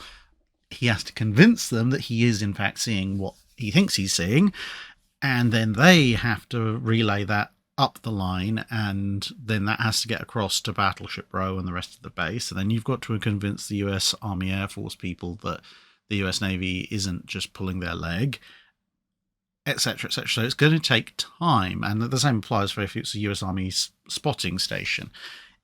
Any US spotting of the strike will take a little bit of time to percolate down through to a point where everybody gets alerted, and that is time that they can use to get closer. Whereas, a radio burst that says, "Hey guys, we're at Pearl Harbor, time to attack and blow everything up," that's going to, because it'll be intercepted at multiple different levels across multiple different services, the information is going to be disseminated much, much quicker, and thus alert the base defenses a lot quicker as well.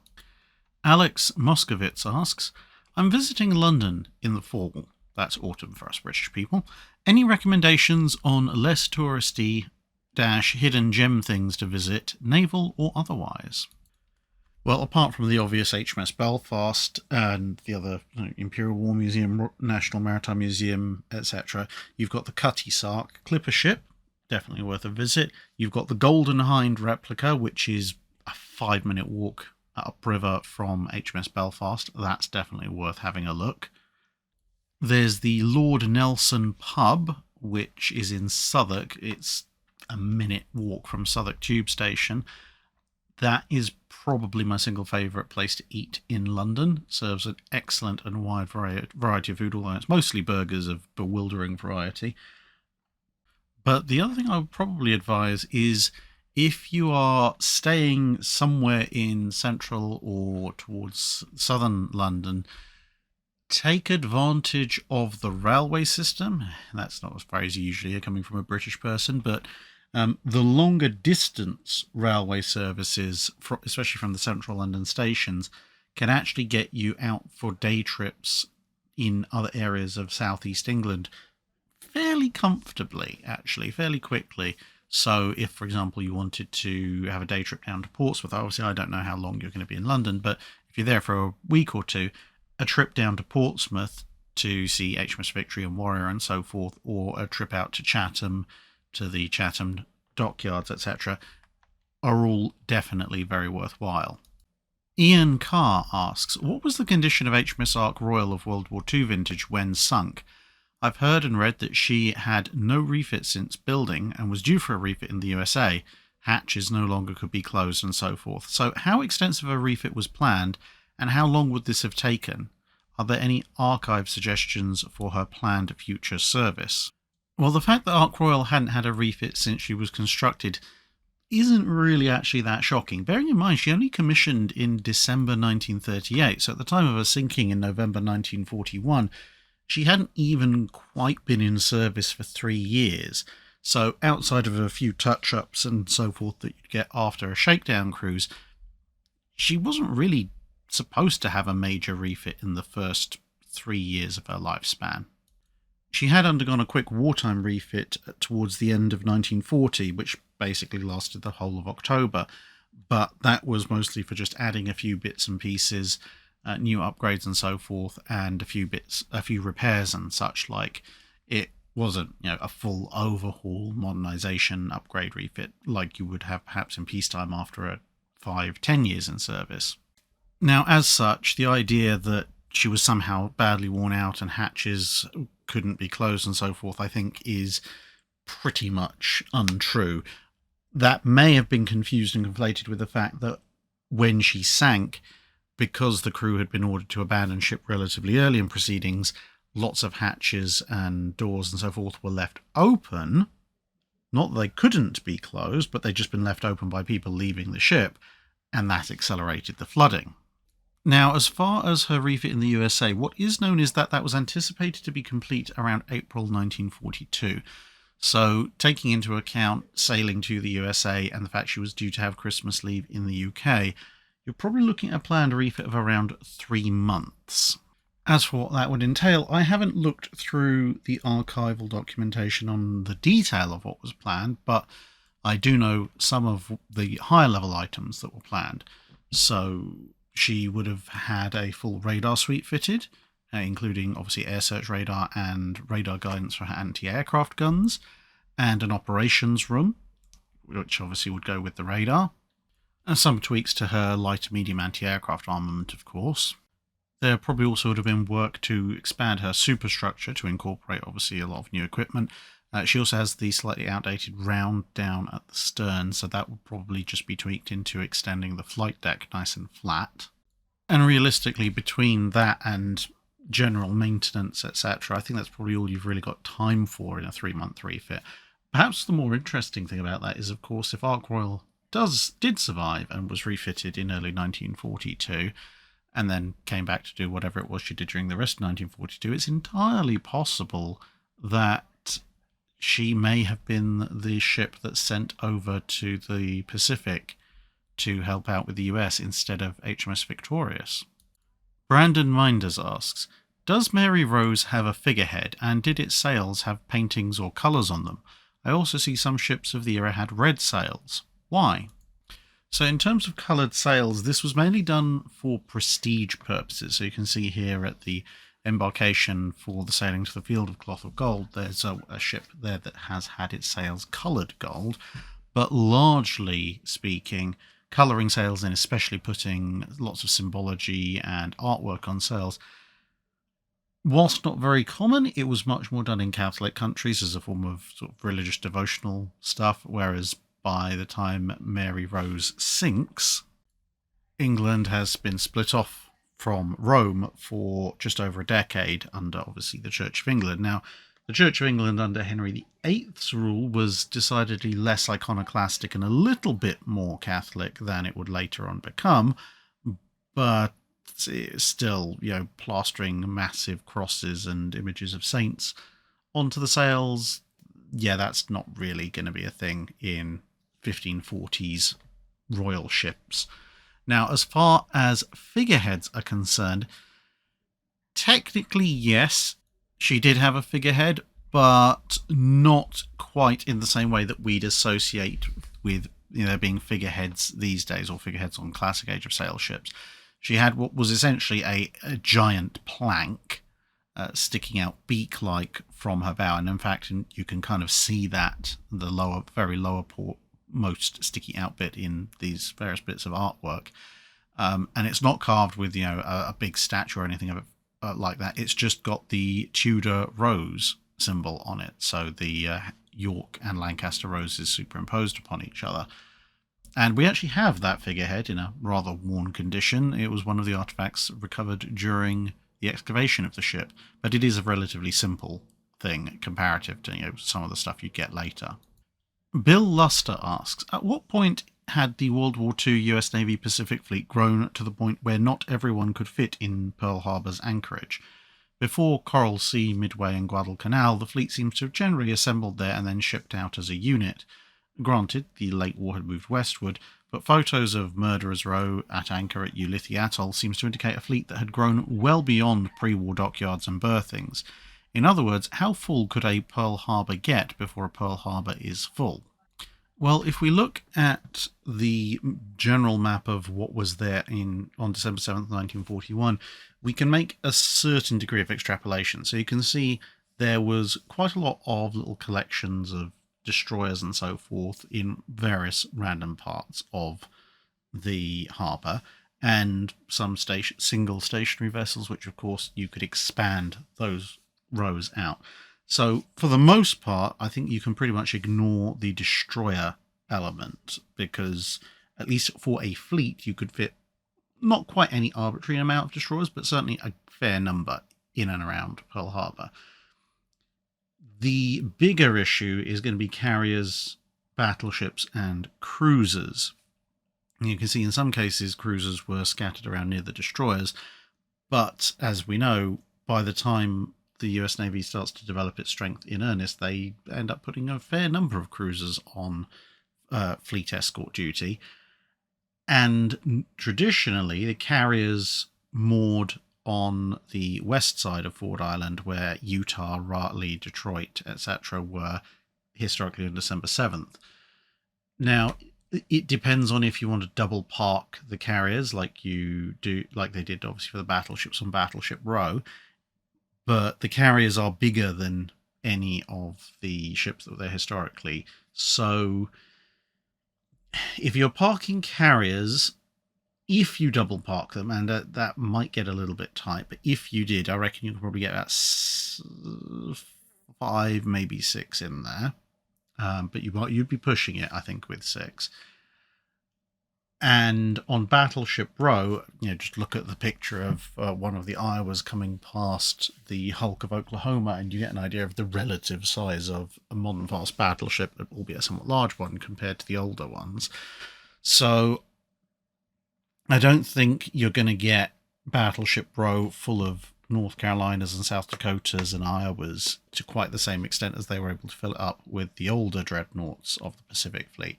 So where California's berthed, you can easily get one there.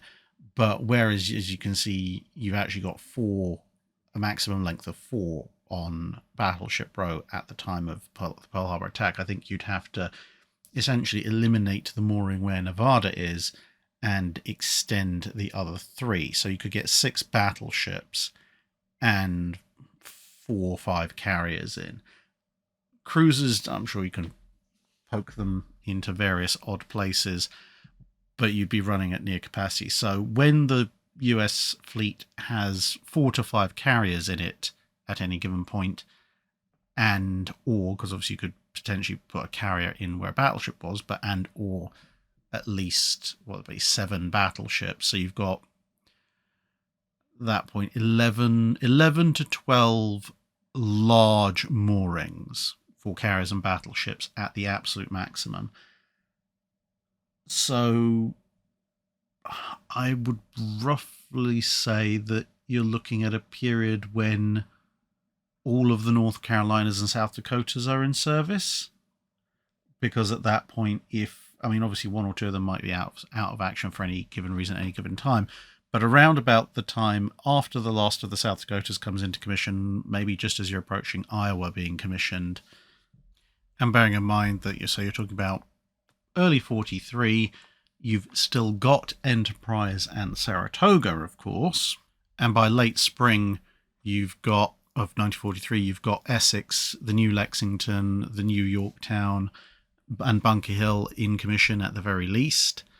So assuming that all the big ships assigned to the Pacific Fleet are around, and bear in mind at that point you might even see Iowa, I'd say late spring, early summer 1943 is probably the last stage at which, if everybody is around and active, you could fit the modern US Pacific Fleet, at least the big striking element, into Pearl Harbor without running into serious space issues. And of course that's assuming we're not having any of the older battleships in there for shore bombardment work. We're talking purely about the fast strike element, and in fact that's even ignoring Independence class like carriers. Excelsior 1 asks, the Royal Navy had a superb gun with the 15-inch 42 caliber. I understand the US and Japanese Navy had 16-inch guns on the Colorados and Nagatos, and I guess the Royal Navy was concerned about not falling behind, but weren't the Germans and Italians considered to be their peer opponents? Wouldn't Nelson and Rodney have fared better with triple 15s or even quad 15-inch guns? Since the 15-inch 42 had great power, the weight that was saved by using the smaller caliber guns could have saved up weight for perhaps more power plant, for more speed, or something like that. Partly it was a prestige thing, because 16 inch is bigger than 15 inch, and therefore to be seen to be on a par or better than everyone else, you have to have at least the biggest, if not the joint biggest guns. Also, bear in mind when Nelson and Rodney are built, the German Navy has a few years ago scuttled itself at Scapa and is completely nerfed by the Versailles Treaty, so they're not a competitor. The Italians are trying to find more than 6 lira at any given point across their entire national economy. They're definitely not peer competitors in the early 1920s. The Japanese and US navies are the second and third largest navies on the planet at that point in terms of powerful modern capital ships, and so they're the ones that they have to consider competing against. Now, in terms of, in general principle, would Nelson or Rodney have been better off with triple or quad 15s? In the long term, entirely possibly, or even perhaps some new build 15-inch gun, probably more likely, because of course we see the F2 and F3 battle cruisers, which are covered in a 5-minute guide relatively recently. And whilst they are battle cruisers, there's a certain amount of discussion amongst historians indicating that something akin to F3, if not necessarily exactly F3, was probably more along the lines of what the Royal Navy ideally wanted out of life, rather than specifically having to build Nelson or Rodney, at least in terms of what they had to do after the Washington Naval Treaty. Obviously, before that, they wanted the G3s and the N3s, while they wanted even bigger than that, but that's what could fit in the shipyards at the time. So, given that the F3 is a battle cruiser, albeit the slightly slower, more heavily armoured version compared to F2, if they've been told, right, we have to build battleships, and so they can afford to drop the speed down to either 25 or potentially 23 knots, as per the Nelsons, what could you have fitted instead? Could you have fitted 3 quad 15s in on a 23 knot version of F3 Nelson? Maybe. I think it would be a bit of a tight squeeze. You might end up with some weird differential, like maybe 2 quads and a twin to get 10 guns or something like that. Then, 3 triple 15-inch 42s, that would buy a bunch of weight savings. So 3 triple 15-inch 42 would buy you, the decent armor that the Nelsons historically had, but might buy you enough weight and space to get maybe a little bit more power. So maybe you could get them up to 25 knots so that they form a relatively fast unit together with the Queen Elizabeths. That kind of thing might work, or they might just go F3 entirely. I have a suspicion that 3 quad 15s would probably be very difficult to square with a decently protected battleship under Washington Naval Treaty terms, especially if you want to have a minimum speed of 23 knots. But of course, all of this is a little bit tainted by hindsight, because with hindsight, we can sort of fairly definitively say that the F3s would have been a better choice, but they didn't know that at the time. Toreno asks, a unique site off the British coast are the Maunsall Forts, built as I understand to act as offshore anti-aircraft defence platforms. I was wondering how useful these forts actually were, as being offshore I always had the impression they'd be isolated and vulnerable to attack from air and naval forces like E-boats. Well, there's 2 kinds of Maunsall Forts. So there's the army type, which you can see here, which is perhaps the most well known and is the most numerous by number of towers, where you've got a bunch of essentially 2-story buildings stuck on an interesting collection of legs. And you've got a naval type, which actually is present at more sites, but tends to be present individually rather than as a network of towers. And that consists of two big concrete cylinders on a concrete pontoon with a platform connecting those two cylinders up top. Incidentally, one of the naval-type Maunsall Forts is now the Principality of Sealand, or so its owner would like to believe. In any case, in terms of vulnerability to attack, they're actually much harder to hit in World War II than you might otherwise think, because, for one thing, they're still relatively close to the British coastline, so surface vessels trying to come into attack could be relatively easily met by British vessels coming out to counterattack. Plus, they're equipped with, as you can see on the top of each tower, a heavy anti-aircraft gun, as well as Bofors 40mm guns. Now, they are fairly high up above the water, but they also obviously therefore have quite a good view, so small craft coming into attack could be engaged at range before they pass below the ability of those guns to depress. But even if those craft getting close, it's actually going to be surprisingly difficult to hit them, because their actual overall profile, even the Navy ones with the bigger concrete towers, is relatively small compared to the profile of a ship. Now, obviously they are stationary targets, but you'd have to be very, very close and very, very precise with an E-boat to launch a torpedo that would actually strike one. And that might, if you did get a successful strike, that might actually do in one of the Navy ones if you blow out enough of one of the concrete support pillars.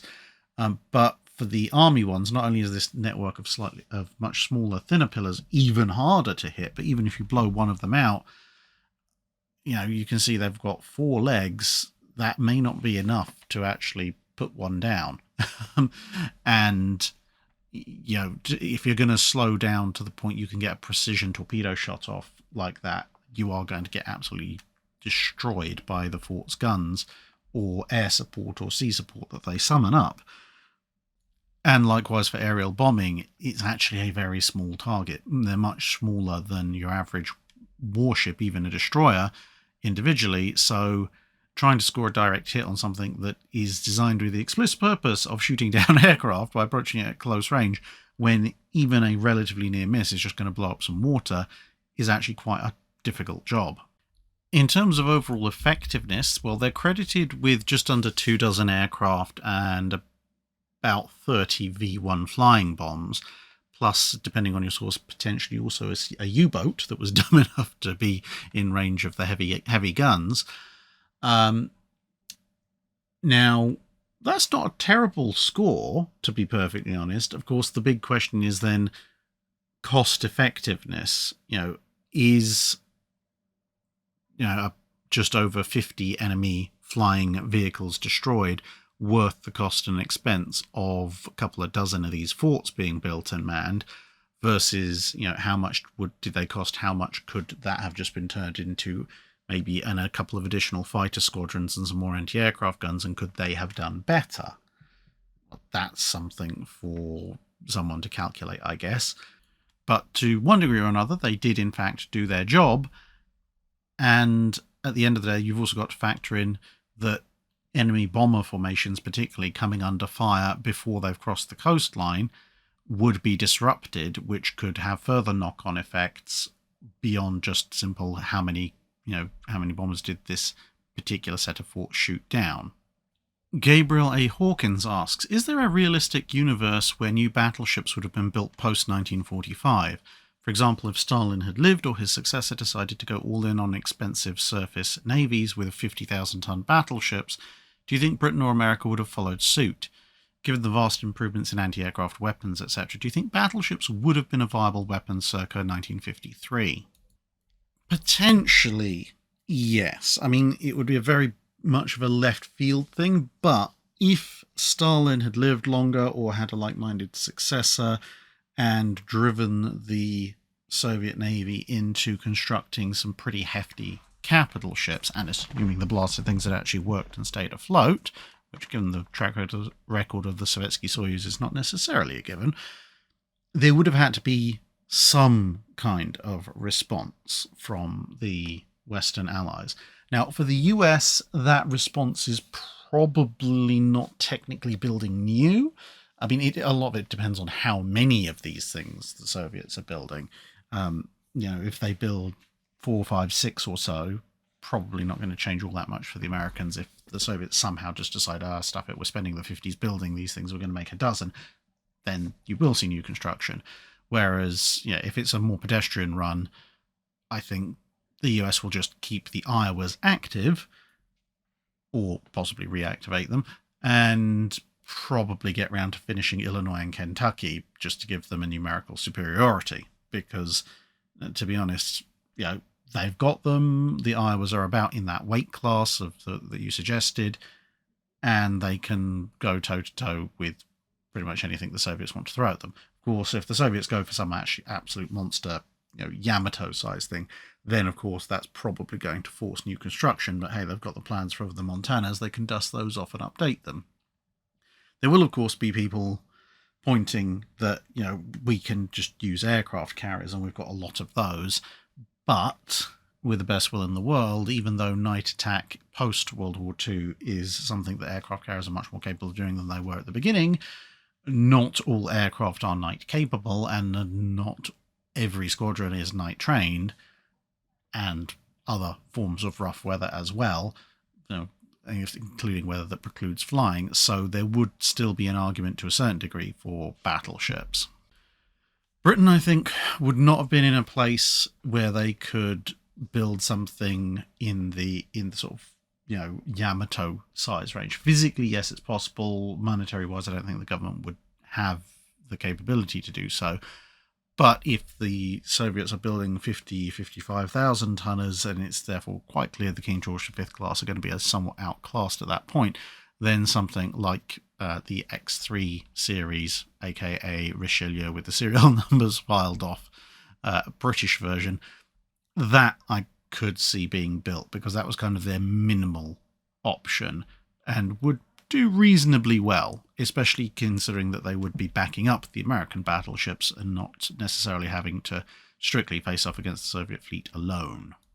Minneapolis Brilliant Club asks, my great-uncle served on HMS Wolfe in World War II. He was from Newfoundland, but as a British subject he served in the Royal Navy. I know that other dominions like Australia and Canada had their own navies, albeit somewhat subordinated to the Royal Navy during that time period, but as an independent dominion until it subsequently joined Canada, did Newfoundland ever have its own navy or ships? Sort of. They had the Newfoundland Naval Reserve in the first couple of decades of the 20th century. Now, that's not a navy. They were, as the name implies, a naval reserve for the Royal Navy, but they were their own separate branch. And at some point in the early 1900s, this ship, HMS Calypso, rocked up, and the Royal Navy gave her to the Newfoundland Naval Reserve as a training ship. So technically, Newfoundland did have a corps of naval officers and sailors who were present in Newfoundland, and they did have a ship which they could sail around and potentially, theoretically, shoot at things with, but it was all under the general overall guise of a detachment of the Royal Navy reserve units, not specifically a Royal Navy of Newfoundland. Eric Van Dooting asks, would it have been feasible to design the Illustrious class carriers with the armoured flight deck extending all the way to the ends of the ship rather than just armouring the portion between the lifts? And if so, would armouring the lifts themselves have made them too heavy for the elevating machinery, at least to achieve an acceptable cycle time, so that a gap in the armour would have been required where the lifts were placed? Theoretically, you could design a carrier like the Illustrious with armoured flight decks completely end to end, but you would impose some fairly significant penalties on the ship because, of course, the Illustrious class, you look at them compared to Ark Royal, they're already having to downsize because of the weight of the armour, both on the hangar and the flight decks, and as in the hangar sides and the flight deck. And, of course, they are smaller displacement than Ark Royal anyway to comply with the latest treaties. And on top of that, you can see from this picture of Illustrious, beyond a certain point with the overhang of the bow and stern, there really is very little point in armouring the extreme ends of the flight deck, but you could theoretically extend the armour a bit further, especially if you're willing to allow an increase in displacement. In terms of the lifts, It depends what you mean by weakness, because remember, the lifts are outside the hangar. The hangar has armoured doors, so the lifts are not, strictly speaking, a weakness for protecting the hangar, although obviously they could be a weakness in just preventing bombs coming in generally if you've extended the armour. But unfortunately, I think armouring them is out of the question, because if you were to put the same armour, 3 inches thick, on the lifts as you had on the flight deck, then each of those lifts is having to lift another 56 tons. Or to give you some idea in comparison, that's twice the lift capacity for aircraft of the lifts found on the USS Midway. And that's just in armour. Now, yes, in theory, you probably could have developed a lift that could lift 56 tons of armour plus its own weight plus some aircraft, but it would be an absolutely monstrous thing, which really doesn't belong on a carrier. In fact, I think even a modern-day supercarrier would struggle to get its lifts working with 3 inches of steel plate slapped on it. Andrew Waite asks, is it possible to work out which ship the young Sean Connery is standing on in this image taken while he was serving in the Royal Navy? To a certain degree, yes, because this is unmistakably the forward starboard section of a King George V class battleship. Essentially, you can see you have individual openings for the guns, obviously, but if you look just beyond Mr. Connery's right shoulder, left hand in our view, you can see there's an opening for a gun, then there's another gun on the lower turret, and then there's another gun off to the side. So that's at least 3 guns, which rules out a good chunk of the Royal Navy's capital ships, and these guns are big enough that they are capital ship guns. And then you'll notice that between the gun that's just to his left, our right, and the gun that's furthest away that the chap behind is walking towards, you'll see there's a little viewing periscope popping up, and that is very definitely the crest of the turret. That makes it a quad 14-inch turret, and this is reinforced by the fact the turret above is very clearly a twin turret. Obviously, there is only one class of battleships that has that layout in the Royal Navy. So this is a King George V class battleship, and if you look at some of the bow views of King George V, you can see that's also the lower superstructure, very evidently. As for exactly which ship this is, I don't know for certain, because he served most of his national service aboard aircraft carriers. So this would have had to have been either at the very start or the very end of his service. The picture is quite washed out, so whether or not this ship is in tropical paint colours or it's just a very oversaturated image, it's difficult to tell, so we can't really make any estimations off of that. But what we do know is that Duke of York and Anson were both in active service at this point. Sean Connery doing his national service between 1946 and 1948. However, in 1946, King George V had been turned into a training ship, and Howe, at the end of the year, was in Portsmouth, where she stayed pretty much for the rest of her lifespan. Given that Royal Navy cadets / national servicemen would obviously have had to have a spell on a training vessel before being assigned to an active duty ship like Formidable, which Sean Connery was, then given that Portsmouth is also an area of training, it's very likely that this is either King George V or Howe. And then of the two, given that King George V was made into a training vessel and he is a cadet in training, I would say maybe 60-40, this is King George V herself, rather than Howe, but it could also be Howe. Christopher Dooley asks, when I showed my wife your video about French pre-dreadnoughts, she asked why those lovely ships had so many small boats hanging off of them.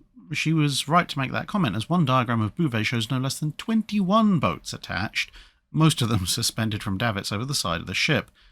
Was this number of small boats common for a warship of this size and era? And what was their purpose? My only guess was lifeboats. And finally, was the meagre deck space offered by the Tumblehome design the reason they're suspended over the side, or is there some other purpose for that arrangement? Well, Tumblehome doesn't help, because if you look at more conventional pre-dreadnoughts of the time, they are also no strangers to having a fair number of boats, but of course with more deck space, you have more places to store them. On Tumbleweed with less deck space, if you're going to have lots of boats, some of them are going to have to live for extensive periods of times on the davits. And here's Bouvet, for example, with a few of those boats being hung over the side. As far as their purpose goes, theoretically, yes, you could use them as lifeboats, but there's nowhere near enough for all the crew.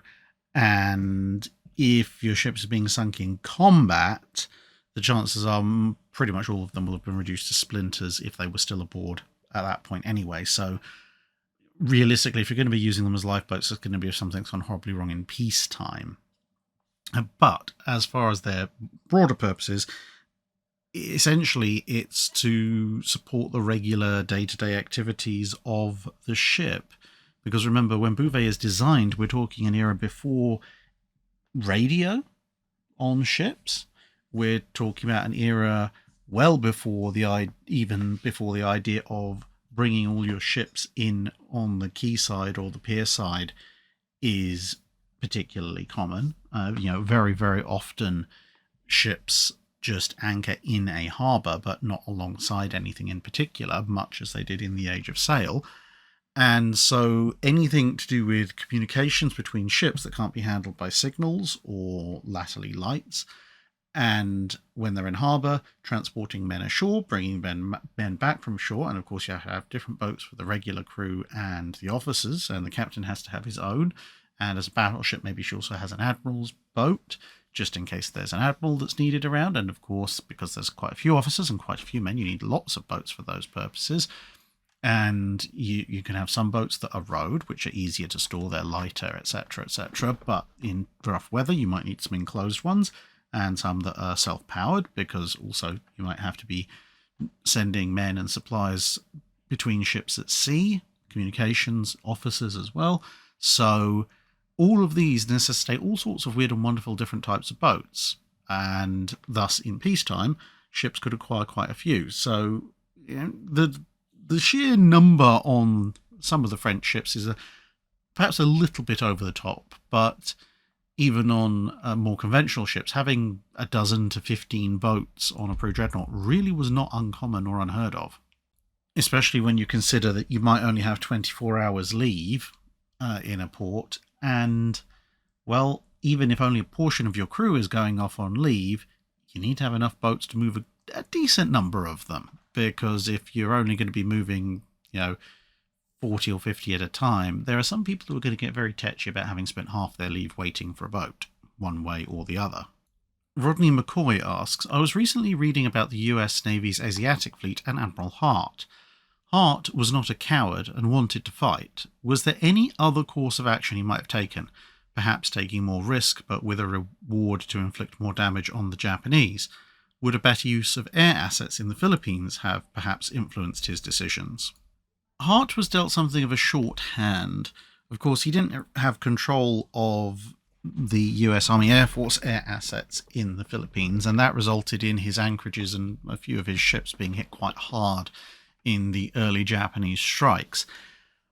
With that said, if the air assets had been used a little bit more effectively, and or people had actually paid attention to the warnings that were coming out of the fact that war was obviously clearly imminent generally, and also the Pearl Harbor attacks specifically, there is, in an ideal timeline, a scenario where he has everybody on tenterhooks ready to go, so the minute it looks like Japan has so much as twitched, you go, okay, right, everyone out to sea. And that, in theory, gives him a little bit more facility to launch attacks on enemy shipping, and obviously load weapons that are otherwise blown up when the Japanese raid and hit the naval stores. But at the same time, the majority of the striking power of his command is actually made up of submarines, and we all know what issues the US submarines have with their torpedoes in the early portion of the war, so there is every possibility that even if he does everything absolutely flawlessly and almost looking like he has the benefit of hindsight, you've got to then assume that his subs will make contact with the Japanese invasion forces, and that at least one or two Mark 14s that actually hit actually function properly, which is a very, very big and a historical ask. So, yes, he could have maybe done a little bit more damage in absolutely ideal circumstances, but without resolving that torpedo issue, which of course he didn't know anything about at that point, even an absolutely optimal use of his assets probably wouldn't have done all that much more to Japan than they historically did. Fix the torpedoes, on the other hand, and suddenly you're talking a very different ballgame. Two Squirrels in a Trench Coat asks, how did the different species of wood available affect the designs and construction of warships of different navies? For example, were the Spanish ships built out of primarily mahogany built substantially different to an English vessel built from oak? Very slight effects would be felt, but to be honest, the difference in national design flavours would be far, far more pronounced than a difference in construction materials, for the most part assuming each navy was using its favoured construction material, because by far the majority of navies are using some variant of oak. The mahogany is a little bit of an outlier, or teak if you're building in India, but broadly speaking, from a needed strength perspective and then the amount of safety factor that 17th and 18th century shipbuilders tended to leave in, as long as you're using some kind of decent hardwood, it's probably not going to make a huge amount of difference to the design of the ship. What it might make a difference to, depending on the wood, is how much your shipyard workers are cursing you, because some types of hardwood are really hard on the tools. But that's about it. I mean, yes, technically mahogany is a somewhat denser wood, and you might have to design a ship to be a little bit more buoyant to compensate, but almost certainly not, because while the hull is a little bit denser, age of sail ships carry huge amounts of ballast in their cargo hold, so that just means you put in slightly less ballast to get the same waterline effect. The other area where you will see significant difference, depending on the material used, we're talking about hull material here rather than mast material, is going to be in things like durability. How long is this wood going to last before rotting away or being attacked by pests? And that may vary in different climates. So, for example, teak-built ships in India were generally, unsurprisingly, very, very hard-wearing, but not really favoured per se, because although the ships were very hard-wearing, teak wood, when you're talking about splinters and living inside something made largely of partly treated or untreated teak, that's not a pleasant experience in the long term, and in the short term for the splinters and so forth. And as I said, you do occasionally get outliers like the American white and live oak giving their frigates +1 resistance to long-distance 18-pounder cannon fire, but that's kind of a relatively marginal edge case. And, as per the War of 1812 Frigates Jules video, it's not acting like armour. It's basically just tipping things over the edge so that long-distance angled cannon fire is either bouncing off or not penetrating. When you're talking about the knockdown, drag-out, broadside-to-broadside fights, white oak and live oak at the thicknesses built into something like Constitution doesn't really offer you particularly much protection more than English oak or French oak or anyone else's oak when somebody's blasting an 18-pounder cannonball straight at you from 50 yards. And finally, after almost 6.5 hours, Peter Guy asks, as I write this question, it's June 2024, the 80th anniversary of the D-Day landings in Normandy, and I'm curious about the transport of troops from England to the beaches during Operation Neptune. My dad's cousin, Normand Chartier, landed on Utah Beach with the US 4th Infantry Division as a combat medic. I'm fortunate to know specific information about his service, which indicates he was in the 4th Infantry Division 2nd Battalion Company F. I'm hoping that, because Neptune was primarily a Royal Navy commanded operation and was meticulously planned and documented, that there are records showing the various troop movements and the ships in which they embarked. I believe he embarked in Plymouth and would have boarded a landing ship infantry, LSI, which assembled at his designated position in the cleared channels, from which he would have then boarded a landing craft assault for the beaches. While I'm curious as to Norman's fate, I note that many thousands of us may have had relatives who participated in the assault and who may be curious as to how they might go about tracing their ancestors' journey. To assure anyone wondering, Norman survived the war, got married, had 3 lovely children who I all knew well, and passed away a few years ago at the age of 93. He was one of the kindest men I ever knew. Well, it is going to be a slightly more difficult task because, as you said, we're looking at a combined US-UK operation where the naval element is primarily in charge, under the charge of the UK, although not all of it, but your dad's cousin is in the US Army. So obviously precisely down to the company which he was in, but if you didn't, for example, then if you were a US-based person, obviously you are talking in general to people who might be looking, then you'd want to go to the NARA catalogue and look at things like 4th Infantry Division After Action Reports, 1940 to 46, which is reference number, if they can tell me what it is, National Archives reference number 255-94838. And then from that, you could also look at the 4th Infantry Division Unit File by Service Branch from World War II. So that it comes in 2 reference numbers, 271813655 and 271813656. And then obviously that would give you the kind of detail that you've already got, at which point you'd hopefully know a bit more about where exactly your relative was, and then you'd be going into the ever wonderful massive load of files that is ADM 199 Operation Neptune in the National Archives in the UK. So for example, you might try ADM 199-1657A Operation Neptune Report. That's a big file. You've also got another group number, WO205, specifically WO2058-877, Operation Neptune, the Outline Movement Plan.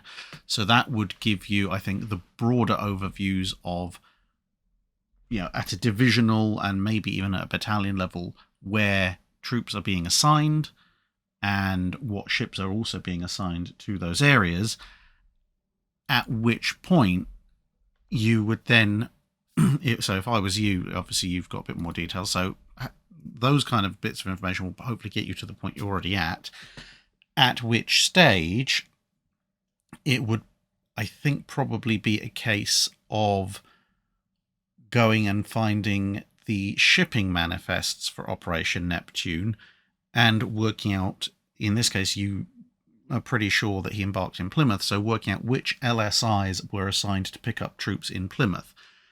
And then from that, either within the Operation Neptune files elsewhere or possibly in other parts of the UK National Archives, if those LSIs are under British command, you would then be able to hopefully find the monthly operational reports of those particular LSIs, and then you could go through them and go, okay, well, this slot picked up Company A, 2nd Battalion, this slot picked up Company C, 4th Battalion, and so on and so forth, until hopefully you come up with 4th Infantry Division, 2nd Battalion, Company F, or at least 4th Division, 2nd Battalion was on this LSI, and at battalion level and maybe on a couple of LSIs.